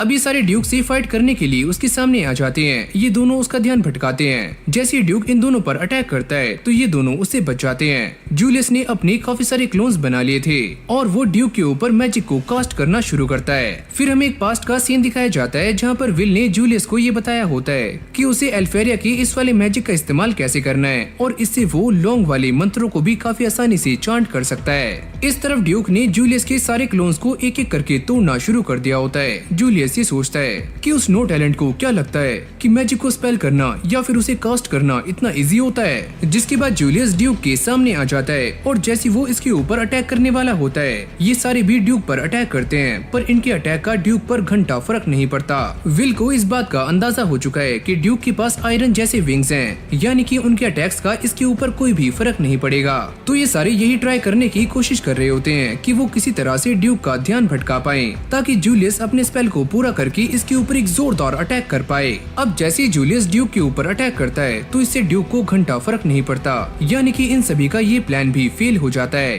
विल लियाना से कहता है कि अब तुम्हारी बारी है, क्योंकि वो इस बात को जान चुका है कि फ्रीजिंग की वजह से ड्यूक के जो विंग्स हैं वो काफी स्लो हो चुके हैं, तो शायद से लियाना उसके ऊपर अटैक करके उसे खत्म कर सकती है। अब लियाना भी इसके ऊपर अटैक करने की कोशिश करती है, पर इससे भी ड्यूक को कुछ नहीं होता और ड्यूक काफी गुस्से में आकर इन सभी के ऊपर एक काफी जोरदार अटैक करता है, जिससे कीकी को सामने आकर शील्ड बनानी पड़ती है, पर ये शील्ड भी काम नहीं करती और इसके टूटते ही विल के सनग्लासेस भी टूट जाते हैं जो कि उसे एल्फेरिया ने दिए थे। अब ये सारी आवाजें सुनते ही प्रोफेसर एडवर्ड और वर्क उनकी तरफ बढ़ना शुरू करते हैं, पर वो ड्यूक वहाँ पर क्या कर रहा है? अभी ये सारी बातें सोचने का टाइम नहीं है, हमें उनके पास काफी जल्दी जाना होगा वरना काफी देर हो सकती है। इस तरफ लियाना और बाकी सभी लोग ड्यूक के इस अटैक से बच चुके हैं, पर तभी हम विल को देखते हैं जो कि अब भी एल्फेरिया के दिए हुए ग्लासेस को देखकर काफी शॉक में होता है कि ये ग्लासेस मुझे काफी प्यारे थे पर ये टूट चुके हैं। लियाना काफी गुस्से में होती है और वो ये कहती है कि मैं इस ड्यूक को मारने जा रही हूँ, भले ही इसमें मेरी जान भी क्यों न चली जाए, पर मैं इसे मार कर रहूंगी। कॉलेट उसे ऐसा करने से मना करती है कि तुम ऐसा क्यों कर रही हो। ड्यूक दोबारा से उन सभी के सामने आ चुका है। लियाना और विक अपने मैजिक से उसे रोकने की कोशिश करते हैं, पर इन दोनों का मैजिक भी काम नहीं आता। शियोन भी ये देखकर काफी हैरान था कि सच में ड्यूक काफी स्ट्रॉन्ग है, लेकिन भाई विल की हालत तो ऑलरेडी ही काफी खराब हो चुकी है, क्योंकि अब भी वो उन ग्लासेस को देखकर काफी रो रहा होता है। मेरे वो ग्लासेस टूट चुके हैं जिनके बिना मैं कुछ भी नहीं कर सकता और मुझे काफी डर का एहसास हो रहा है। लेकिन तभी शियोन उसे गर्दन से पकड़ लेता है। ये सारी ही तुम्हारी गलती है और तुम्हारा ही ये प्लान था जिससे हमारे अंदर उम्मीदें जागी और तुम्हारी वजह से ही वो देखो कि लियाना और विग्नेल मरने वाले हैं। ये बोलते हुए शियोन बार बार विल के मुक्के मार रहा होता है और वो ये कहता है कि तुम्हें इस सब की रिस्पॉन्सिबिलिटी लेनी होगी, तो जल्दी से जाग जाओ। तुम्हारा शुक्रिया शियोन, मेरा कांपना बंद हो चुका है और मैं दोबारा से लड़ने के लिए तैयार हो चुका हूँ। ये बोलते ही विल ड्यूक से फाइट करने के लिए आगे निकल जाता है। इस तरफ लियाना शियोन को ये बता रही होती है, क्या तुम इस बात को जानते भी हो कि स्वॉर्ड से और वॉन्ड से फाइट करने में क्या डिफरेंस है? तुम अपनी वॉन्ड का इस्तेमाल करके दूर से मैजिक को कास्ट कर सकते हो, लेकिन जब तुम एक स्वॉर्ड का इस्तेमाल करते हो तो तुम्हें फाइट करने के लिए आगे जाना पड़ता है और ये सच में काफी खतरनाक होता है। कॉलेट और बाकी सब भी विल का साथ देने के लिए रेडी हो जाती हैं, पर विल उनसे कहता है अगर हमें इसे जान से मारना है तो पहले हमें इसके पंखों को काटना होगा। ड्यूक काफी गुस्से में आकर एक साथ विल के ऊपर काफी सारे अटैक्स करता है और विल ये सोचता है कि इस बार मेरे पास कीकी नहीं है और अगर इनमें से कोई अटैक मुझे डायरेक्टली टच करता है तो मेरा मरना पक्का है। जैसे ये सारे स्पेल्स विल को लगने वाले होते हैं तो विल यहाँ से गायब हो जाता है, बस हमें उसकी स्वॉर्ड दिखाई देती है और वो देखो विल हवा में है। मेरे पास जितना भी मैजिक है मैं वो सारा का सारा विल को देने वाली हूँ। और जैसे ही कॉलेट ऐसा करती है तो विल के पास एक स्वॉर्ड आ जाती है और वो ड्यूक का एक पंख काटने में कामयाब हो जाता है। शियोन भी इससे फाइट करने के लिए सामने आ जाता है और वो अपने गार्डियन का इस्तेमाल करता है और इससे वो ड्यूक के ऊपर एक काफी खतरनाक अटैक करता है, पर इससे भी उसे कुछ नहीं होता। कॉलेट भी ये देखकर काफी शॉक थी कि अब भी ड्यूक जिंदा है। शियोन भी काफी दूर जाकर गिरता है और वो ये सोचता है कि इसके आगे कोई भी जादुई छड़ी काम नहीं करेगी। विल भी ये सोचता है कि मेरी स्वॉर्ड भी इसके आगे टिक नहीं पाएगी। जिसके बाद रोस्टी विल को एक क्रिस्टल देता है और उसे कुछ याद दिलाता है। विल को भी ये बात समझ आ जाती है कि उसे अपनी स्वॉर्ड को और इनकी वॉन्ड को एक करना होगा, यानी कि उन्हें जोड़ना होगा। अगले ही पल हम ये देखते हैं कि विल की स्वॉर्ड आग से घिर जाती है और सभी लोग ये देखकर काफी हैरान थे कि विल की स्वॉर्ड ने मैजिक को एब्जॉर्ब कर लिया है। विल ये कहता है कि मैं अभी जो भी देख रहा हूँ मेरे सामने सारा कुछ रेड है और इस टाइम मैं पावर से भरा हुआ हूँ। मुझे ऐसा लग रहा है कि मेरे अंदर वो पावर्स बढ़ती ही जा रही हैं। ड्यूक भी विल के ऊपर एक काफी खतरनाक अटैक करता है, पर विल ने इसे काट दिया होता है और वो अपनी पूरी स्ट्रेंथ का इस्तेमाल करते हुए ड्यूक पर एक जोरदार स्लैश करता है, जिससे इस ड्यूक की बॉडी 2 हिस्सों में बढ़ जाती है। सभी लोग ये देखकर काफी हैरान थे। फिर तभी अचानक हम ये देखते हैं कि इस तरफ काफी सारे मॉन्स्टर्स आने शुरू हो जाते हैं। इन सभी को ऐसा लगता है कि ड्यूक की चिल्लाने की वजह से ये सारे मॉन्स्टर्स इस तरफ अट्रैक्ट हो रहे हैं। फिर हमें प्रोफेसर, एडवर्ड और वर्क को दिखाया जाता है, वो भी इसी तरफ आ रहे हैं। लेकिन इन दोनों को ऐसा लगता है कि ये दोनों टाइम पर वहाँ नहीं पहुँच पाएंगे और जैसे ये सारे के सारे मॉन्स्टर्स इन सभी पर अटैक करते हैं, तभी अचानक से यहाँ पर एक स्पेल कास्ट होता है और सभी लोग ये देखकर काफी हैरान थे कि सारे के सारे मॉन्स्टर्स एक बार में ही मारे जा चुके हैं और ये करने वाला कोई और नहीं मैजिया वेंडर का किंग होता है, यानी कि एरॉन।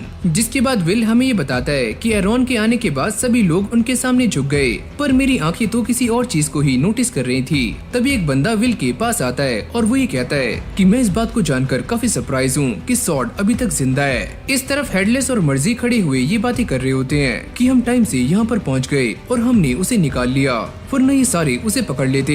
हेडलेस ये कहता है तो चलो हमारा मिशन पूरा हुआ, अब जाकर पार्टी करते हैं। सीन चेंज होते ही हमें ये दिखाया जाता है कि सभी लोग घायल हैं और साथ में ऑल स्टूडेंट प्रैक्टिस को भी रोक दिया गया है, जिसके अंदर 11 प्रोफेसर्स मारे जा चुके हैं, पर उनके मरने से बाकी स्टूडेंट्स अभी जिंदा हैं। इन सभी की हालत भी काफी खराब है और ये सारे भी हॉस्पिटल के अंदर होते हैं और इसी बारे में बात कर रहे होते हैं कि आखिरकार वो लोग कौन थे। कॉलेट ये कहती है कि भले ही वो लोग जो भी थे उन्होंने हमारे काफी सारे प्रोफेसर्स को जान से मार दिया है, पर ये सारे इस बात को लेकर भी काफी खुश होते हैं कि अगर ग्रेट मैजिशियन एरॉन वहाँ पर नहीं आए होते तो ये सारे भी ऐसे ही मारे जाते।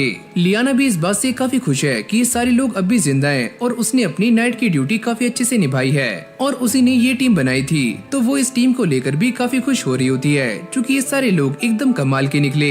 जैसे ही लियाना को भूख लगती है तो कॉलेट उसके लिए काफी सारे एप्पल्स लेकर आती है, पर लियाना एक ही झटके में सारे के सारे एप्पल्स चट कर जाती है। कॉलेट उससे कहती है अब इन सभी के लिए कोई भी एप्पल्स नहीं बचे, तुम तो सच में एक नंबर की भुक्कड़ हो। अरे ओए मुझे भुक्कड़ मत कहो। इन दोनों के बीच में ऐसे ही बहस होनी शुरू हो जाती है, जिसके बाद लियाना विल से कहती है अगर तुम हमारे साथ नहीं होती तो पक्का हम सारे मारे जाते, पर विल उससे कहता है कि ऐसी कोई भी बात नहीं है, इन सभी ने बराबर मेहनत की है और इन सभी की वजह से आज हम सारे जिंदा हैं। तभी जूलियस ये कहता है अरे हाँ ये बात एकदम सही है, अगर हम इसके भरोसे रहते तो पक्का हम सारे मारे जाते।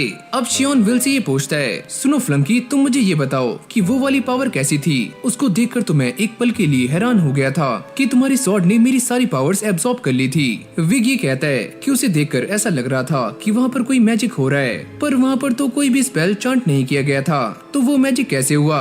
लेकिन भाई जूलियस अब भी विल को ही ताने मार रहा होता है। वो ये कहता है अगर फ्लंकी तुम्हारे पास ऐसी पावर्स थी तो तुमने इसके बारे में हमें पहले क्यों नहीं बताया? देखो हमारी हालत कैसी हो गई है, वो भी तुम्हारी वजह से।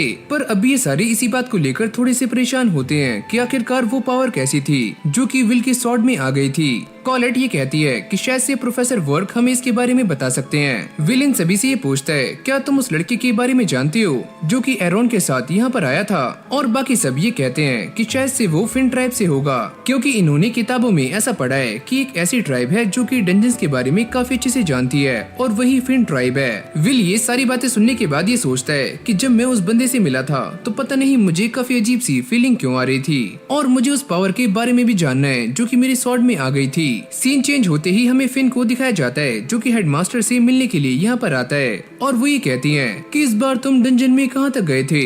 और फिन ये कहता है कि इस बार वो 49th फ्लोर तक गए थे और सच में वो एरॉन काफी काम करवाता है। फिन ये कहता है कि मैं आपके लिए एक गिफ्ट भी लेकर आया हूँ और जब हम वहाँ पर गए थे तो हमारा सामना काफी अजीब लोगों से हुआ जहाँ पर हमारे 30 साथी मारे गए, पर आखिरकार हमने उन्हें जान से मार दिया क्योंकि हम उन्हें पकड़ नहीं पाए थे। पर एक बात मैं काफी श्योरिटी से कह सकता हूँ कि मैं जो मेज स्लेयर लेकर आया हूँ वो इस डंजन में काफी आसानी से नहीं मिलती। इन दोनों की बातों से ऐसा लगता है कि वो लोग जो भी थे वो उस डंजन में कोई न कोई एक्सपेरिमेंट कर रहे थे। चलो मैं इसे अपने पास रख लेती हूँ और तुम्हारा शुक्रिया कि तुमने मेरे लिए इतना सब कुछ किया। गया। अरे कोई बात नहीं, इतना तो मैं कर ही सकता हूँ। बात करते हुए फिन उनसे ये पूछता है कि मैंने एक लड़के को देखा था जो कि काफी ज्यादा पावरफुल है, क्या आप उसके बारे में जानती हो? और वो ये कहती है कि हाँ, उसका नाम है विल और वो एक मैजिया वेंडर बनना चाहता है। ओह अच्छा, तो ये बात है, पर मैंने कभी भी किसी सॉर्ड को वॉन्ड बनते नहीं देखा। हाँ, मैं भी ये जानती हूँ कि ये चीज काफी अजीब है, पर इससे काफी कुछ चेंज हो सकता है। तो ठीक है, अभी के लिए मैं उसे यहीं पर छोड़ देता हूँ, पर आज से उसके हर मैटर में मैं भी पार्टिसिपेट करूंगा। ओह अच्छा, जैसा तुम्हें सही लगे। अब अगली सीन में हम ये देखते हैं कि विल दोबारा से अपनी प्रैक्टिस पर लग जाता है। कॉलेट उससे ये पूछती है कि बाकी सभी लोग अभी आराम कर रहे हैं, पर तुमने दोबारा से अपनी प्रैक्टिस स्टार्ट कर दी, ऐसा क्यों? विल उसे कहता है कि वैसे भी मेरे दिमाग में काफी कुछ चल रहा है और मुझे एक गोल तक पहुंचना है, तो इसलिए मुझे मेहनत करनी होगी। और भाई ये सारे बंदे विल को प्रैक्टिस करते हुए खिड़की से देख रहे होते हैं। वो ये कहते हैं पता नहीं इसकी बॉडी किस मटेरियल से बनी है, क्या ये एक इंसान है या फिर ये डॉर्फ है। और लो भाई शियोन दोबारा से इससे कंपटीशन करने के लिए नीचे आ जाता है। वो ये कहता है अगर तुम्हारी बॉडी मूव कर सकती है तो मेरी क्यों नहीं। विल उससे कहता है कि प्लीज अपनी बॉडी पर ज्यादा जोर मत दो। शियोन उसे फाइट करने के लिए उकसाता है और वो ये कहता है अगर तुम्हें उस टावर के ऊपर तक जाना है तो तुम्हें मुझसे फाइट करनी होगी, भले ही तुम्हारी और मेरी हालत कैसी भी हो। और विल भी उसके साथ फाइट करने के लिए रेडी हो जाता है। अगली पल इन दोनों की काफी खतरनाक फाइट भी शुरू हो चुकी है। लेकिन जैसे ही प्रोफेसर वर्क और एडवर्ड यहाँ पर आते हैं तो सारे लोग उन्हें देखकर यहाँ से कल्टी मार लेते हैं। फिर हमारी कहानी 2 महीने के बाद आती है, जहाँ पर प्रोफेसर वर्क इन सभी को ये बता रहे होते हैं कि ऑल स्टूडेंट प्रैक्टिस को बीते हुए 2 महीने हो चुके हैं और ये तुम्हारा इस एकेडमी में आखिरी साल है और ये तुम्हारा फाइनल एग्जाम होगा। तो चलो इस एग्जाम को शुरू करते हैं। विल भी ये सोचता है कि जो भी मैं कर सकता था मैंने वो सारा किया, अब शायद मैं एल्फेरिया से मिल पाऊंगा।